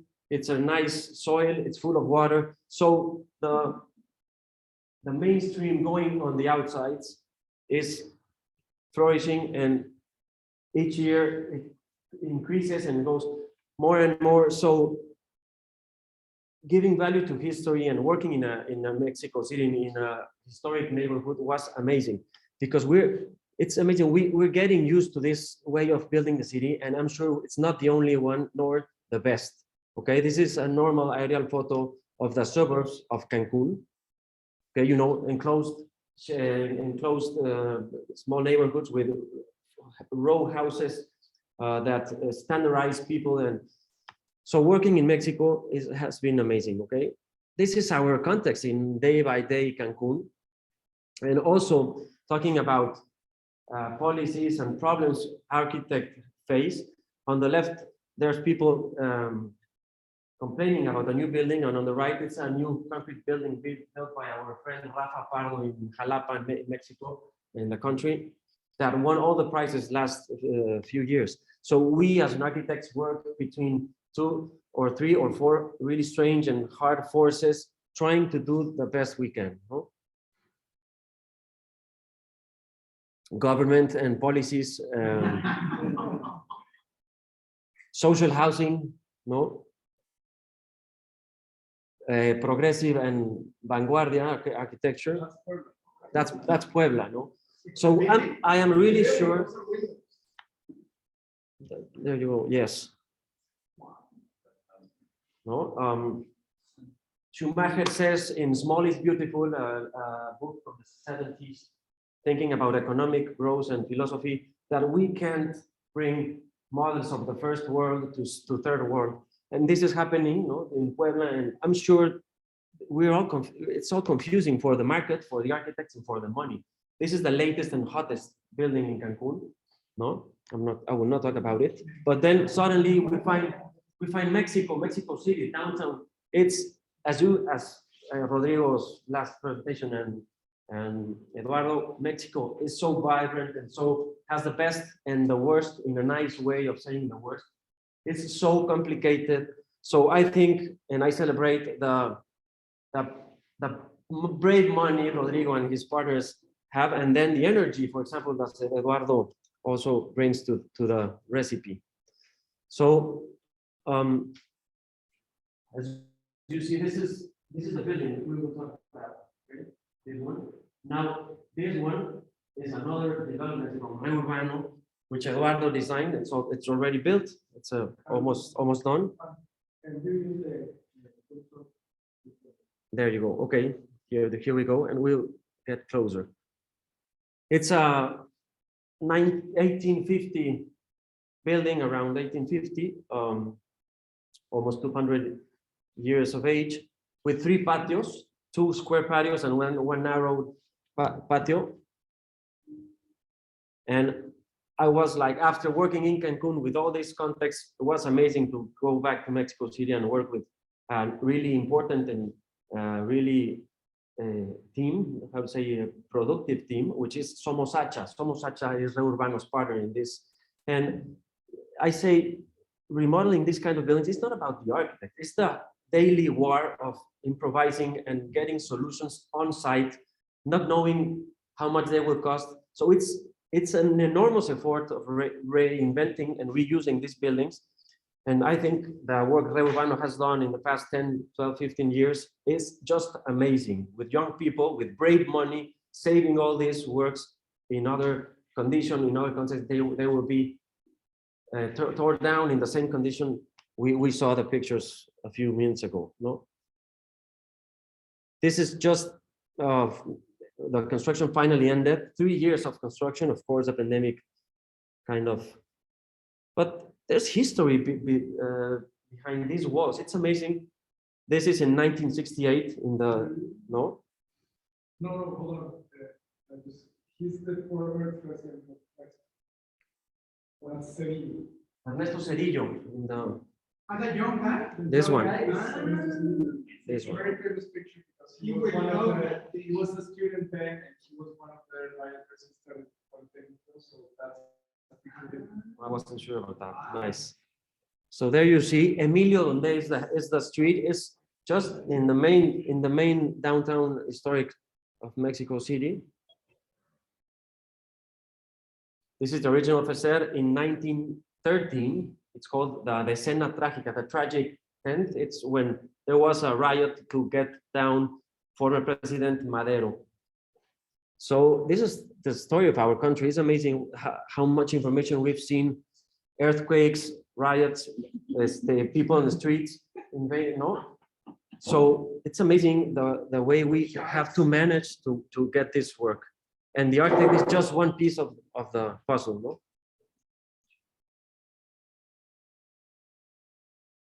This was an original render. And then, okay, this is how it kind of looked.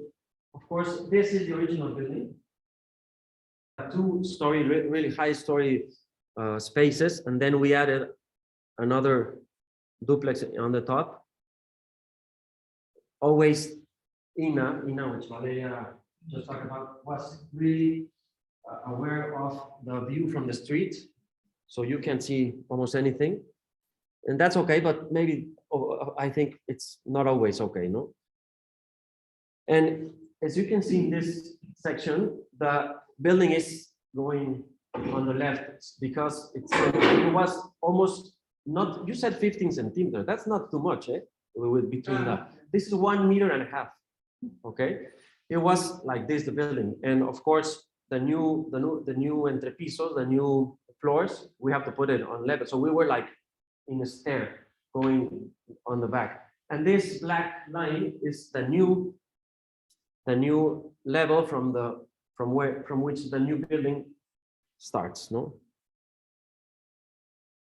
Okay, I'll show you some fast pictures of the original or the state. And Rodrigo always says something about these buildings, the public space, you know, they're called vecindades. I don't know exactly the English word for vecindades, but it's this looking through the inside, this symmetry, this patio. There was something about this building that it worked really. It worked because there's what you want to know, there's community like in the inside. You go, you visit and you live this public space, and all the housing, all the spaces go to the inside. So there's something maybe we have lost, or we have put in a question mark after modern and contemporary architecture. So this vecindad, this thing of a neighborhood, it works, and when the building is finished, it works even more. No. So this is the footprint and the heridas, how to say, the scars of the people and the history behind this building. No? Amazing spaces, like tearing down. The walls were like mazapan, how to say, like powder. That's right.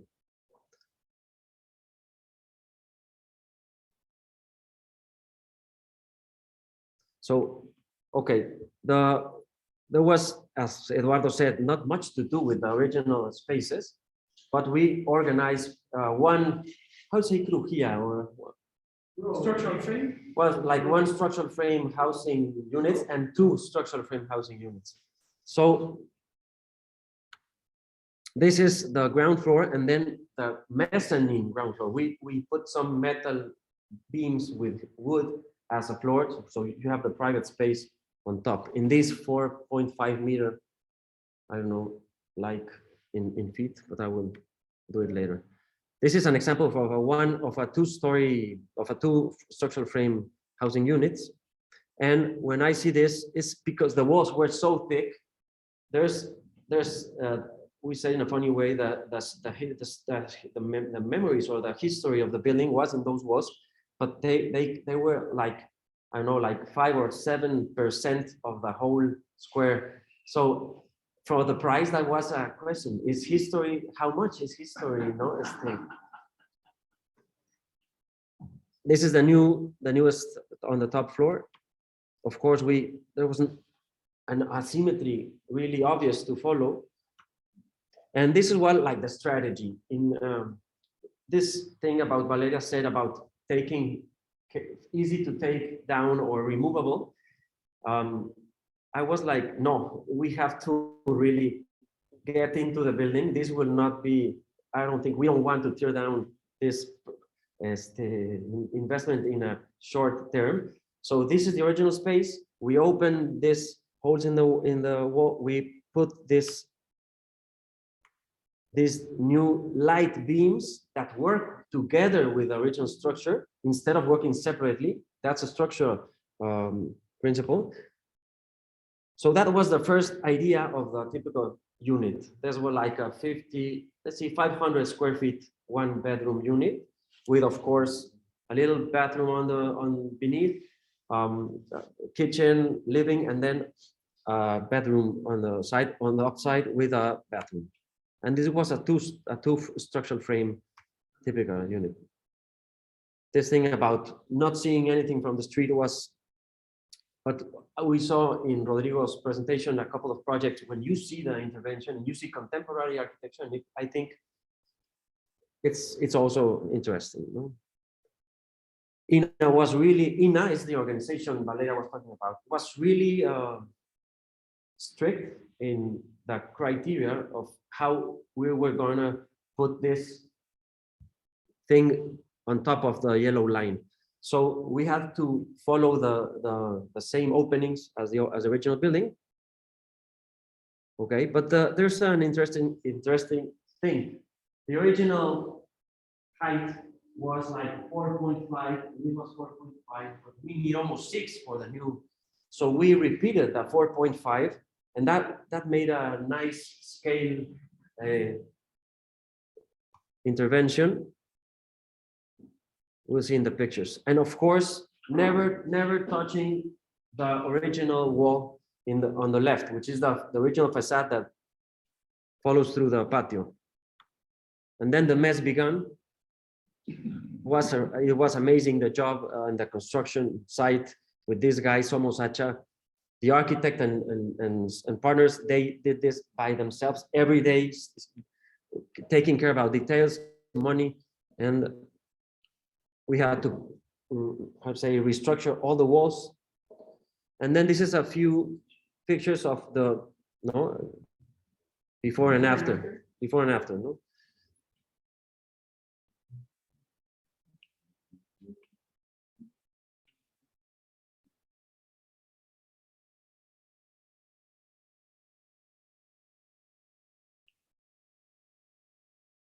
The first patio with a really brave idea is commercial, no? So you go from the street, there's no door, you go to a commercial patio, and then you go to a commercial or residential patio.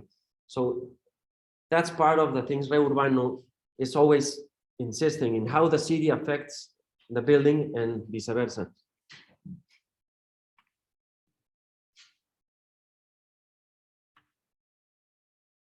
I love this picture because this was the original state, and then we made a new stair, which was a battle, but so there you go.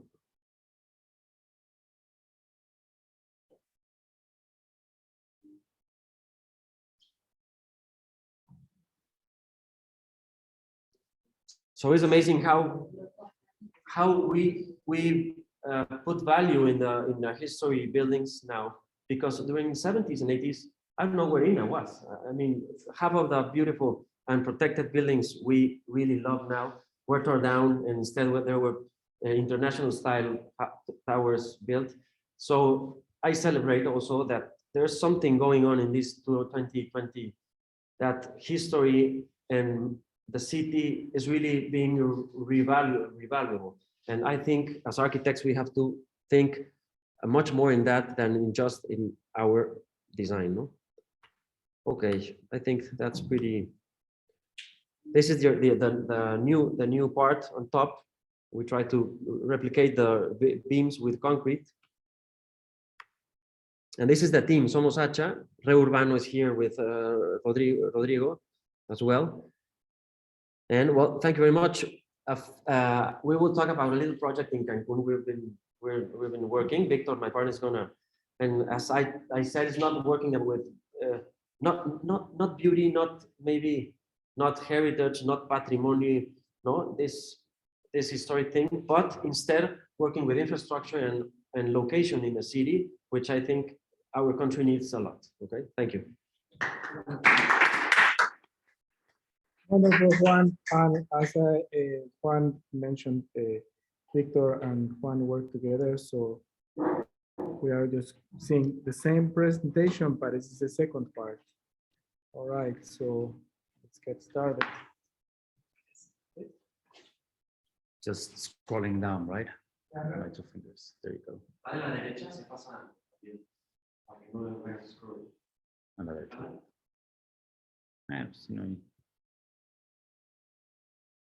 Okay, so first of all, thank you very much for this space and this time. I will try to be very brief and very sharp. But first of all, I'm going to start with a little story on how Juan and I started collaborating together. And it was all because of this. This is Mexico City. We have talked about it a little bit. But what's important about Mexico City is how it's made of. And we have these very interesting and magnificent buildings with very strong historical background.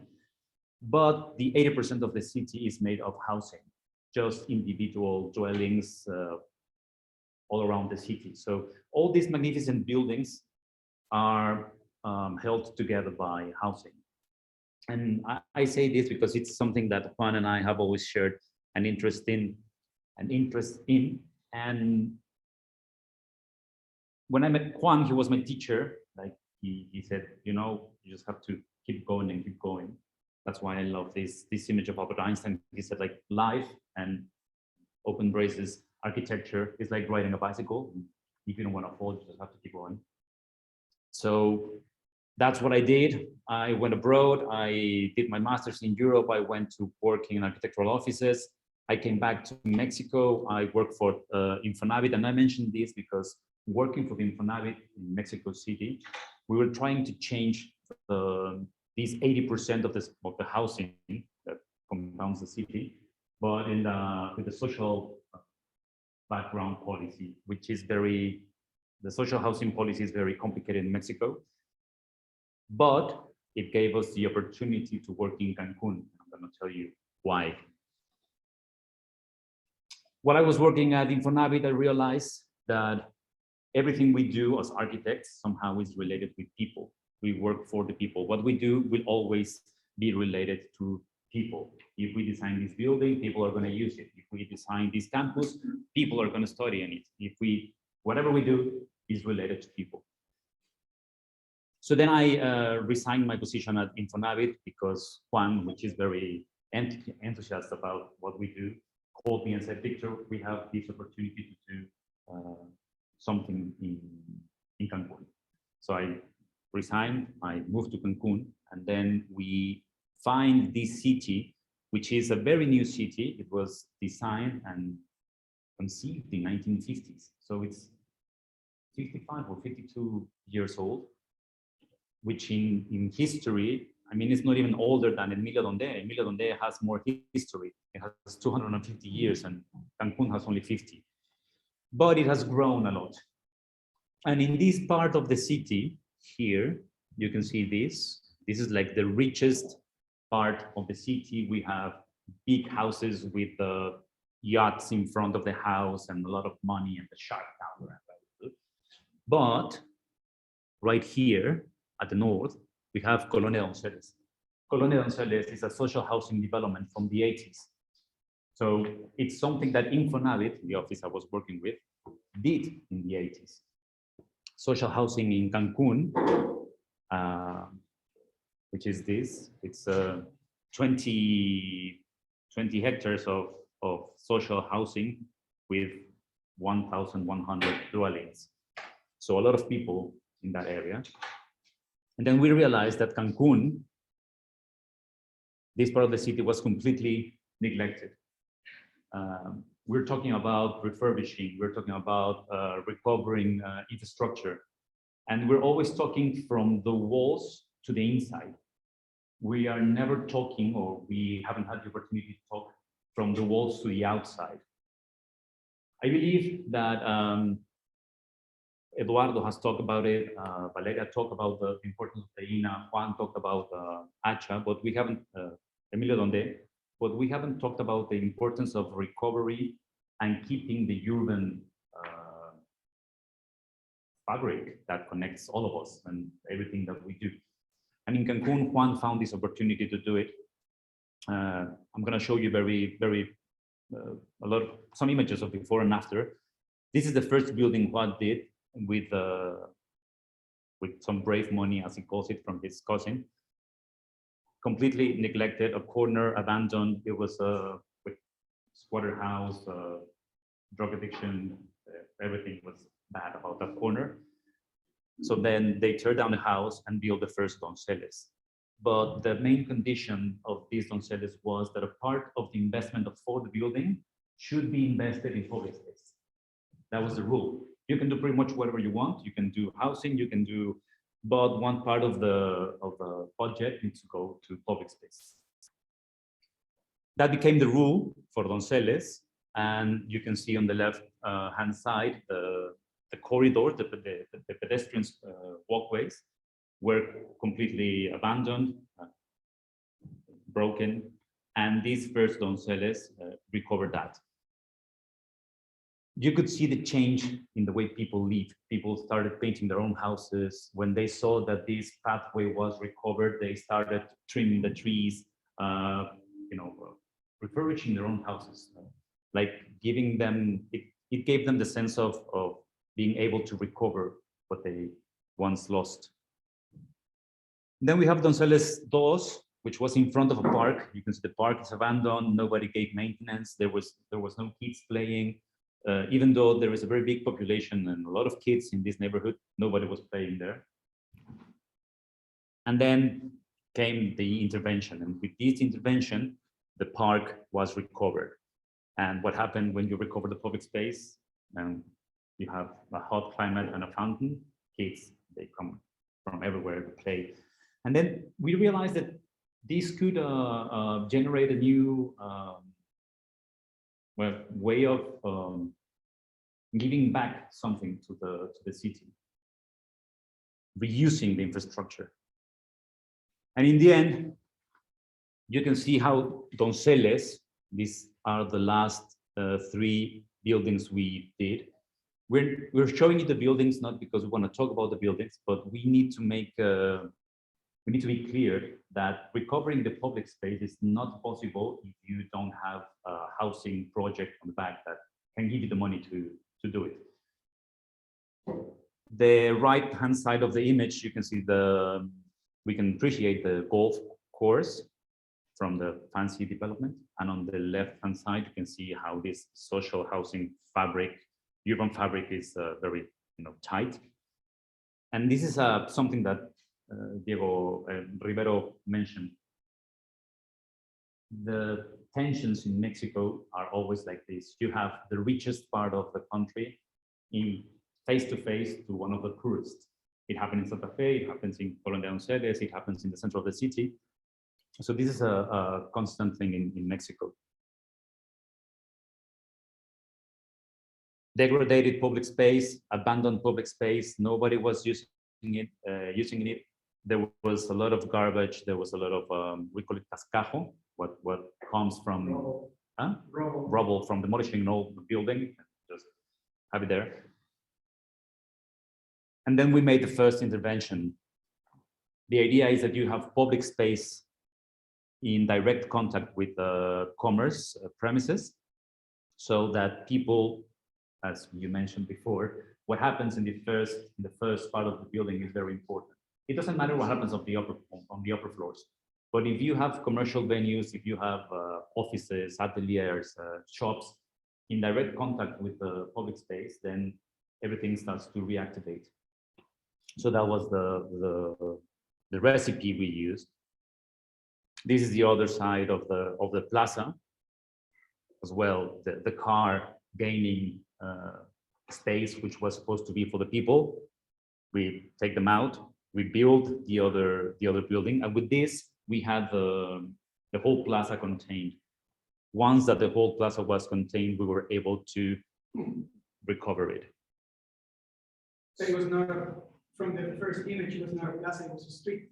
It was a street. Recovered. Yeah, it was a street, and we talked to the neighbors, and the neighbors were, well, they agreed to say, we don't want a street, we want a plaza. And from there, we just carry on keeping it as plaza. This is the same view. This is a picture we took yesterday before flying here to Austin. But the importance of these images that I'm showing you is that we go back to the thing of recovering the infrastructure. Probably we haven't been able to do one big building which recovers an historical building, but with little interventions year by year, we have been able to recover the urban fabric and the infrastructure of the city, the urban infrastructure, and the social infrastructure and everything. And going back to this that we learned a long time ago, that we work for the people, and having these kids playing on the plaza, it's I don't know, something that we hadn't seen in a very long time. So we are really happy. We think that you can recover a lot of things playing and doing something outside your own plot. So that was it. Thank you very much.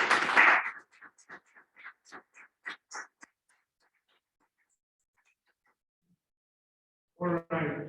So thank you very much, Victor. Thank you very much, Juan, Eduardo, Rodrigo, Valeria in Mexico. We still have a few more minutes for questions or conversation. What I'm going to do perhaps is ask you guys to sit here on the front row. So I'm gonna turn the camera around so people can see you. We have 37 participants on Zoom.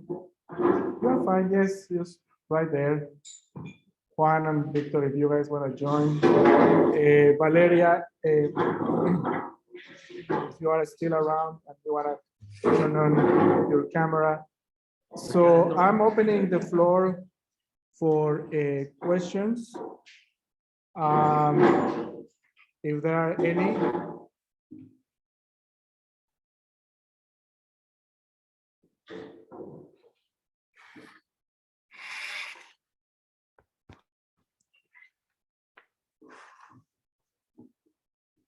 Okay. Yeah. Okay, now we can see everyone, all the stars here. So any questions, comments?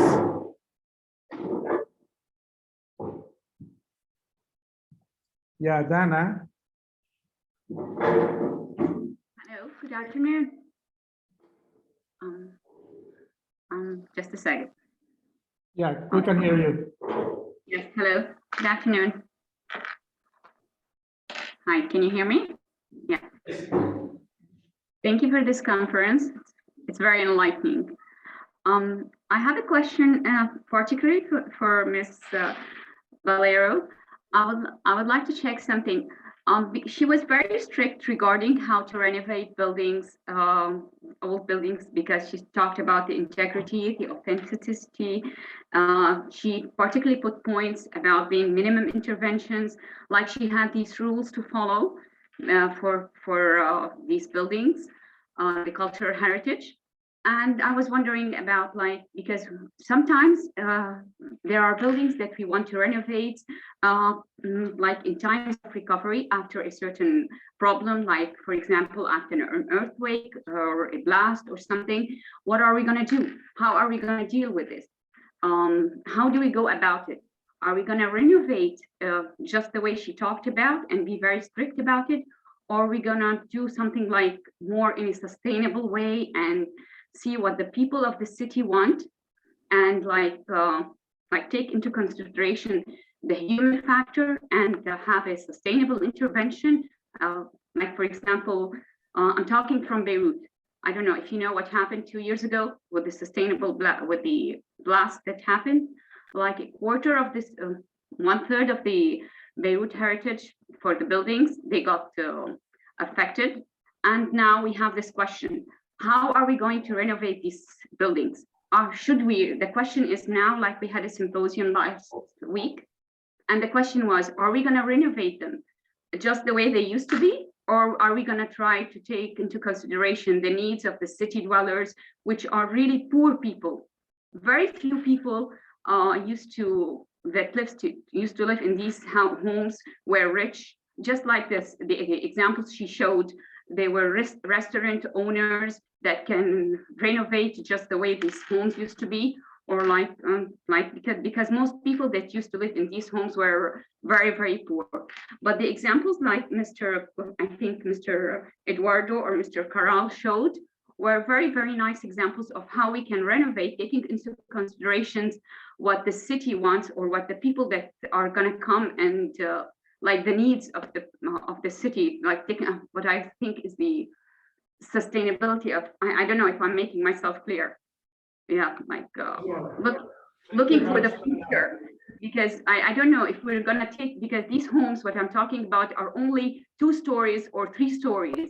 If we're gonna renovate in the same way, I don't know if we're talking about reinventing our urban planning of the future. That's my question. Yeah. Yeah, Valeria is also there, but Tana, can you hear me? Yes, I can hear you. Thank you. Okay, so I want to be clear. There are 2 different entities that govern cultural heritage within Mexico City's realm or everywhere in the country. Everything that was built before 1900 is INA's responsibility, and that's Valeria is responsible for that. And everything that was built after 1900, most of it is in the hands of INVAL. So there are differences between how much of the how we're able to intervene existing structures depending on the how old they are, and that allows us to offer newer or more aggressive, I would say, interventions to newer buildings as opposed to buildings that were built before that. So it is always a constant battle, and Valeria is not gonna lie to you about it. We've had very passionate discussions, and design always helps, because when you're a developer that is actually proposing something new with a high quality of design, like the work that either Eduardo or Juan, Victor, or many of the architects have worked with, they bring something else to the table and not just say, okay, I want to intervene this building because I want to make it properly. But we certainly think about how the building is going to work in the urban fabric or in the urban context. We make certain that we get to keep most of the building and the existing structure and the space. I would say sometimes people think about what's built, but you have to think about the space that you're preserving, and having 6-meter high floors. It's also about, it tells you and talks about the history of the property. So yeah, it's a constant battle.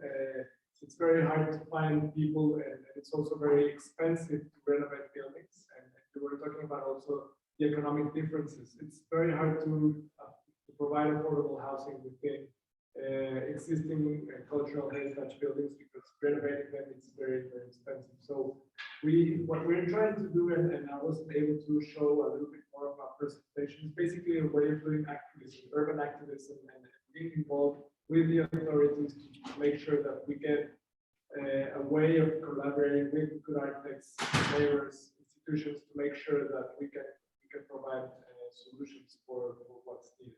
And about retrofitting, I don't think I'm not a huge fan of retrofitting buildings to the way they were.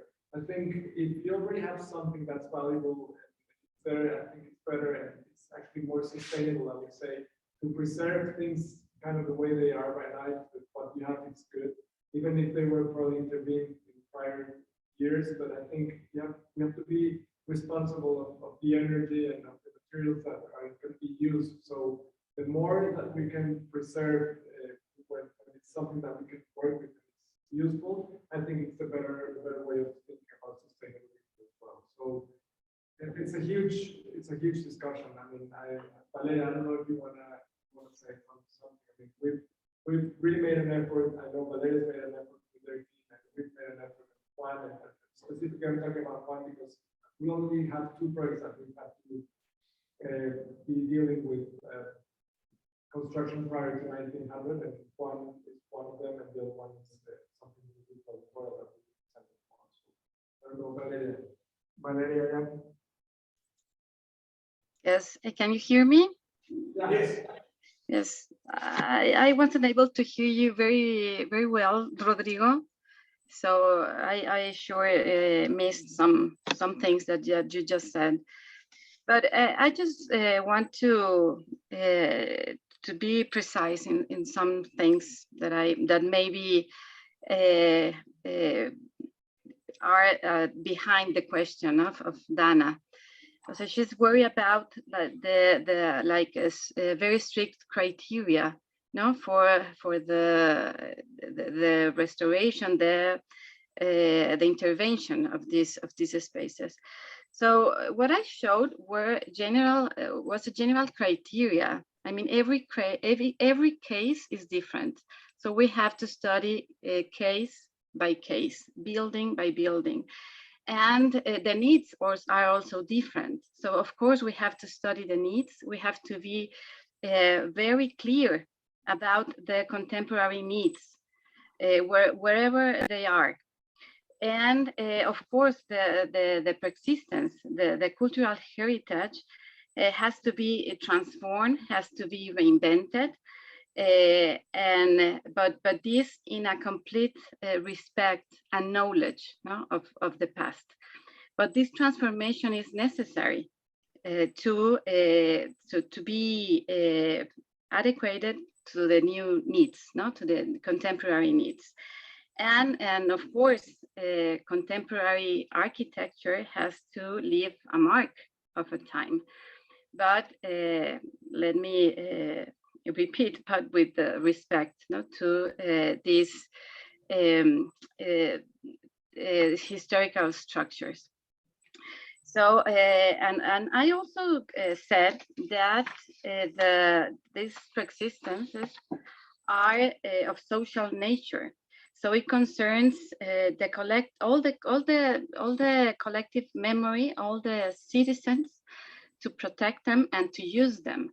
So I think that I could not understand all what you were saying, Dana, about this case, which is like a recovery for a new use for poor people. I don't know if you want to clear this to me. I was doing a correlation with Beirut in Lebanon. Beirut. Okay. Yes. Okay.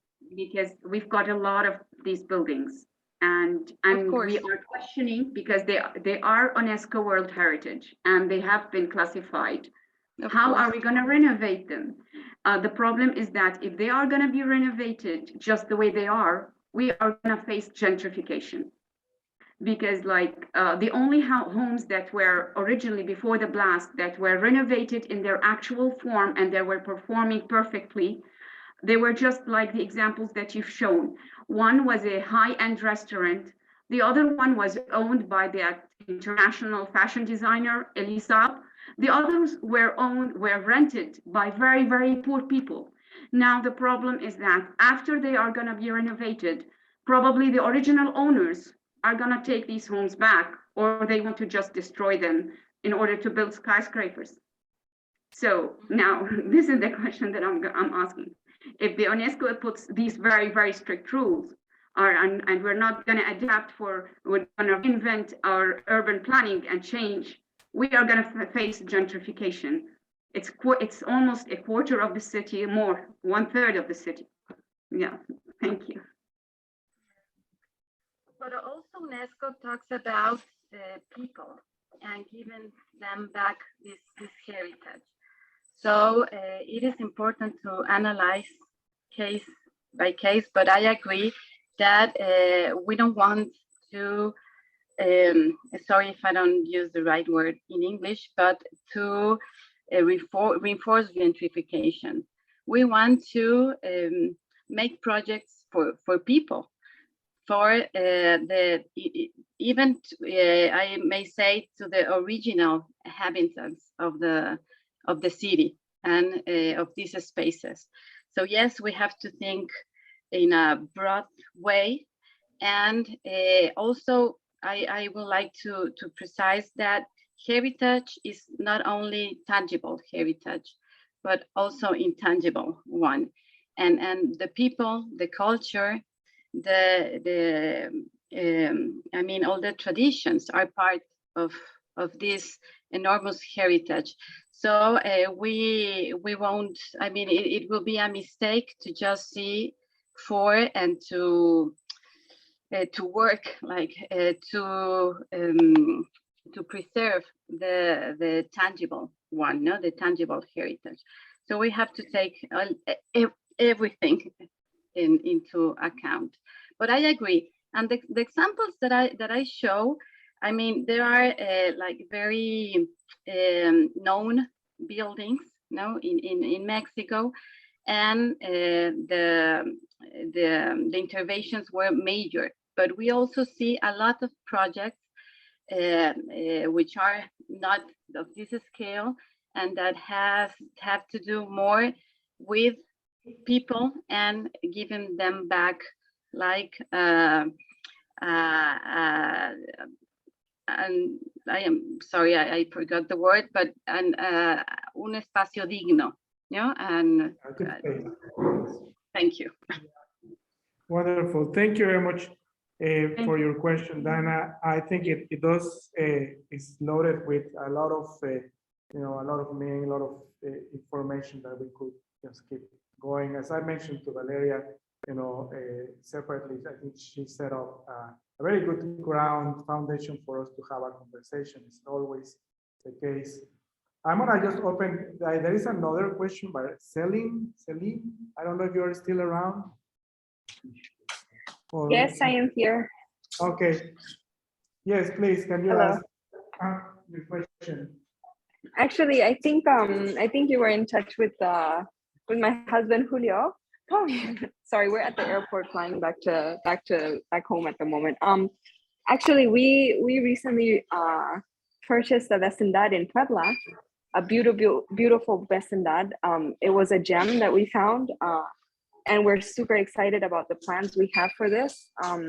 I think one of the presenters, sorry, I missed the name, was also renovating and rehabilitating an existing vecindad. And my question here is, how do you guys see vecindad in the future? How will people respond to concepts of vecindad? Because many times we've read a lot of articles on the nature of vecindads, the community that it creates, but now it feels like it has been kind of abandoned, forgotten. It has a negative annotation towards it in certain areas. So we kind of want to revive that in Puebla. So we want to know from your professional experience and how you guys see the future of vecindad as a mixed-use development, and kind of like give the new generation a new perspective of the vecindad in Mexico. I want to make one very fast comment, and then the fact that the vecindad has a lot of public space within the building and great public space within the private space, it actually makes it happen. I mean, that's what I've been studying and looking at public space between buildings, and I think if you look at great buildings, most of them have great public space within it. And that's what actually starts helping to build also a vecindad. And you guys need to speak loud and clear. Okay. Probably what I'm going to say, some people might consider it outrageous, but I believe that, answering to your question, vecindad is the old name for the new co-housing or collective housing. Nowadays, we talk about co-housing and people living in mixed-use buildings with public spaces, sharing. Okay, yes, this is new under that name, but with vecindades in Mexico, we have been doing it for the last, I don't know, 300 years. So don't worry, vecindad has only changed its name to co-housing or collective housing, and you can use it like that, or you can do the old one, so don't worry. But yeah, well, I think Rivero has a good point. It's all about the public space within the building, that the shared space that all the dwellings have to. And there are not amenities. Just to make sure. We're not talking about the typical amenities where you have a gym and have it's actually corridors, stairwells, patios, places where people can actually meet and they don't just go out from their car onto the elevator and then they move up to their corridor and they don't see anybody. It's actually the places that you meet or the places where you hang out within the building that provides that environment to foster the relationship between us. And I think that's something that design can help improve those opportunities for me. I don't know, Eduardo. You built a vecindad. You built many vecindades. Yeah, I guess one of the questions for me for the future of the vecindad is if we can evolve that concept into, for example, sharing spaces, so that you don't need to build 30 kitchens. So you can have 2 or 3 communal kitchens.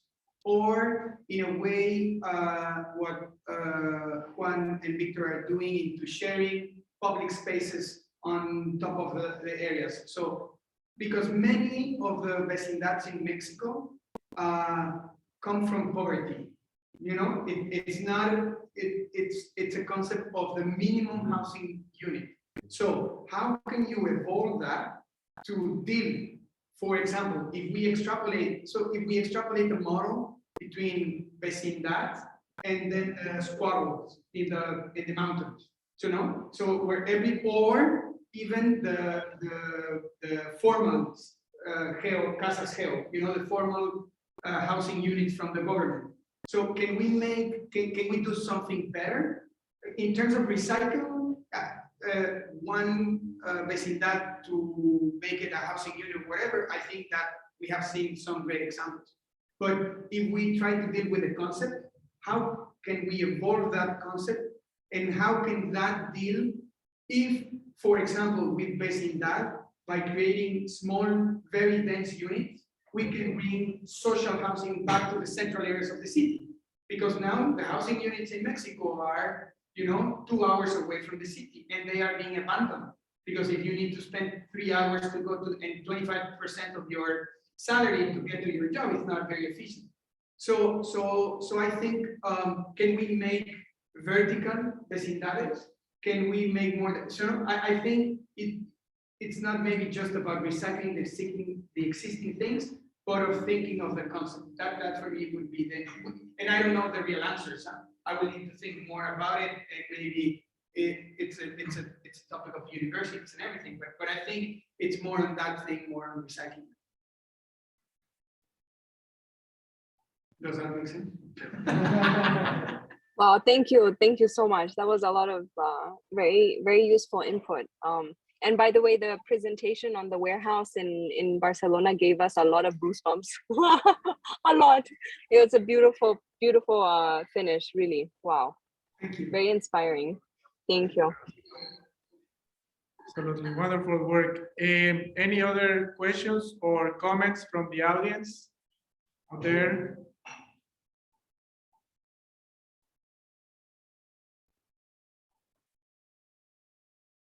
I can make a question too. Yeah. A comment. We have 5 minutes before we need to leave this room. Yeah, so just very quick, and maybe it has to do with what Valeria said. Valeria said that you need to study case by case. Yeah. If you need to study case by case, that means that you need a very smart people analyzing the project, because there's not a criteria or a rule. If you have a rule, 3 meters, a code, then you're done. Whenever it's case by case, you need to be you need to be in a conversation with very sensitive and smart people.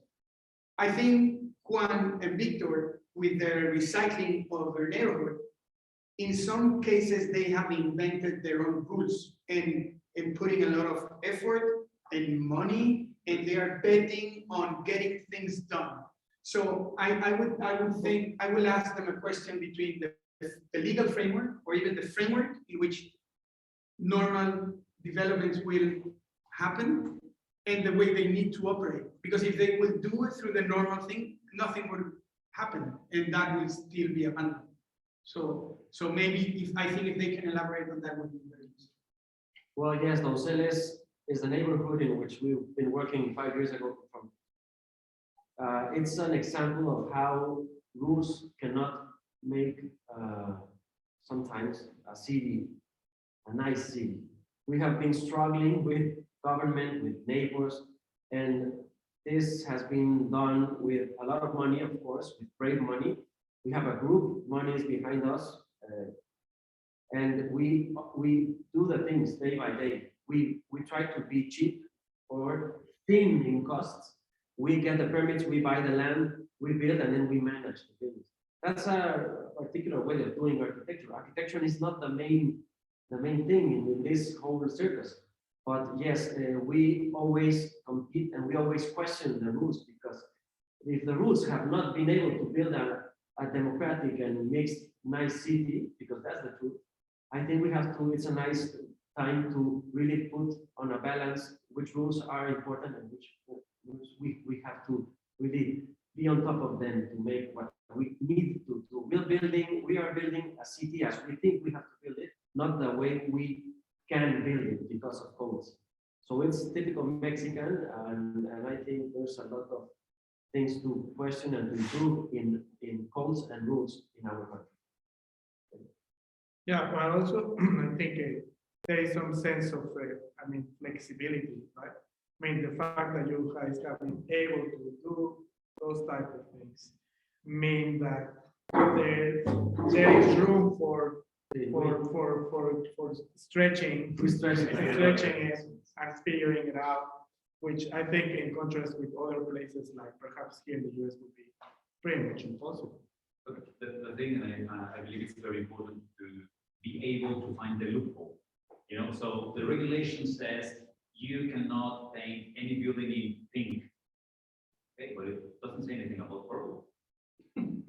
So I go and I do it. Hey, but you cannot do that. Why not? Here it says that you cannot paint it in pink. It says pink, it doesn't say purple. So it's also a way for you as an architect and as a developer to be able to find the loophole. In this case, density, you cannot make 4 apartments. Okay, but can I make a big house with 8 rooms? Yes, you can. Okay, you know, and we do a big house with 8 rooms, and we just call it like that.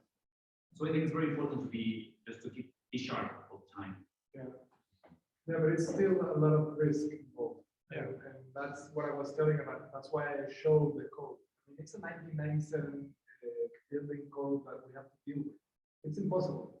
I mean, there's no way for us to build the kind of projects we want to build, that we believe they're better for the city. If we only use what the codes are saying, we have to find ways, and also it's case by case, which makes it much harder for us and for institutions, because they don't have sometimes enough amount of people in charge of being able to supervise the work you're doing. And so it's very, very hard in terms of time, efficiency, and also make sure that you have to have clever people on one side of the table, but you also have to have clever people on the other side of the table, because there's a lot of people who just want to say, I want to tear it down. And you say, come on, you cannot tear this down. Yeah, because if I don't tear it down, it's not going to be profitable. Then you won't be able to do it. No? So that's yeah. And having people like Valeria on the other side of the table, right? That's why we really value her contribution, and what she said, right? It's important to look at case by case. Of course, I'm speaking, for her, but I can't imagine a case by case scenario when you have 10,000, 1,000 permits coming through your office just for Mexico City. Right? It's a titanic effort. We are gonna have to leave it here. We could continue the conversation. I know we all are very passionate about this topic. I want just to thank every one of you who attended personally and also online, a great audience. Is there a place where we can, there is a chat question, let me check what that is. Is there a place where we can rewatch presentations later? Yes, they have been recorded and I will send the link out. You can contact me for the link so everyone can have access to it. We are gonna try to make it part of the UT Austin School of Architecture YouTube channel, so this can stay there for longer. So keep your eyes open for that. But definitely contact me if you want the link to the recording. Again, I want to thank Valeria, Eduardo, Victor, Juan, Rodrigo, of course, for all the effort for today's. I think that we are setting up a good foundation for our speakers tomorrow. So please join us tomorrow again, all of you here and all of you at home. Again, same time, 11 a.m. Central Time in Texas. We are going to get started with the second part of this symposium. 3 more presentations, and hoping have also a good amount of time for conversation, because that's, I think, the richest part of this type of events. Thank you very much again, all of you. Thank you. I will see you tomorrow, hopefully. Thank you, Valeria. Kisses. Adios. Uh,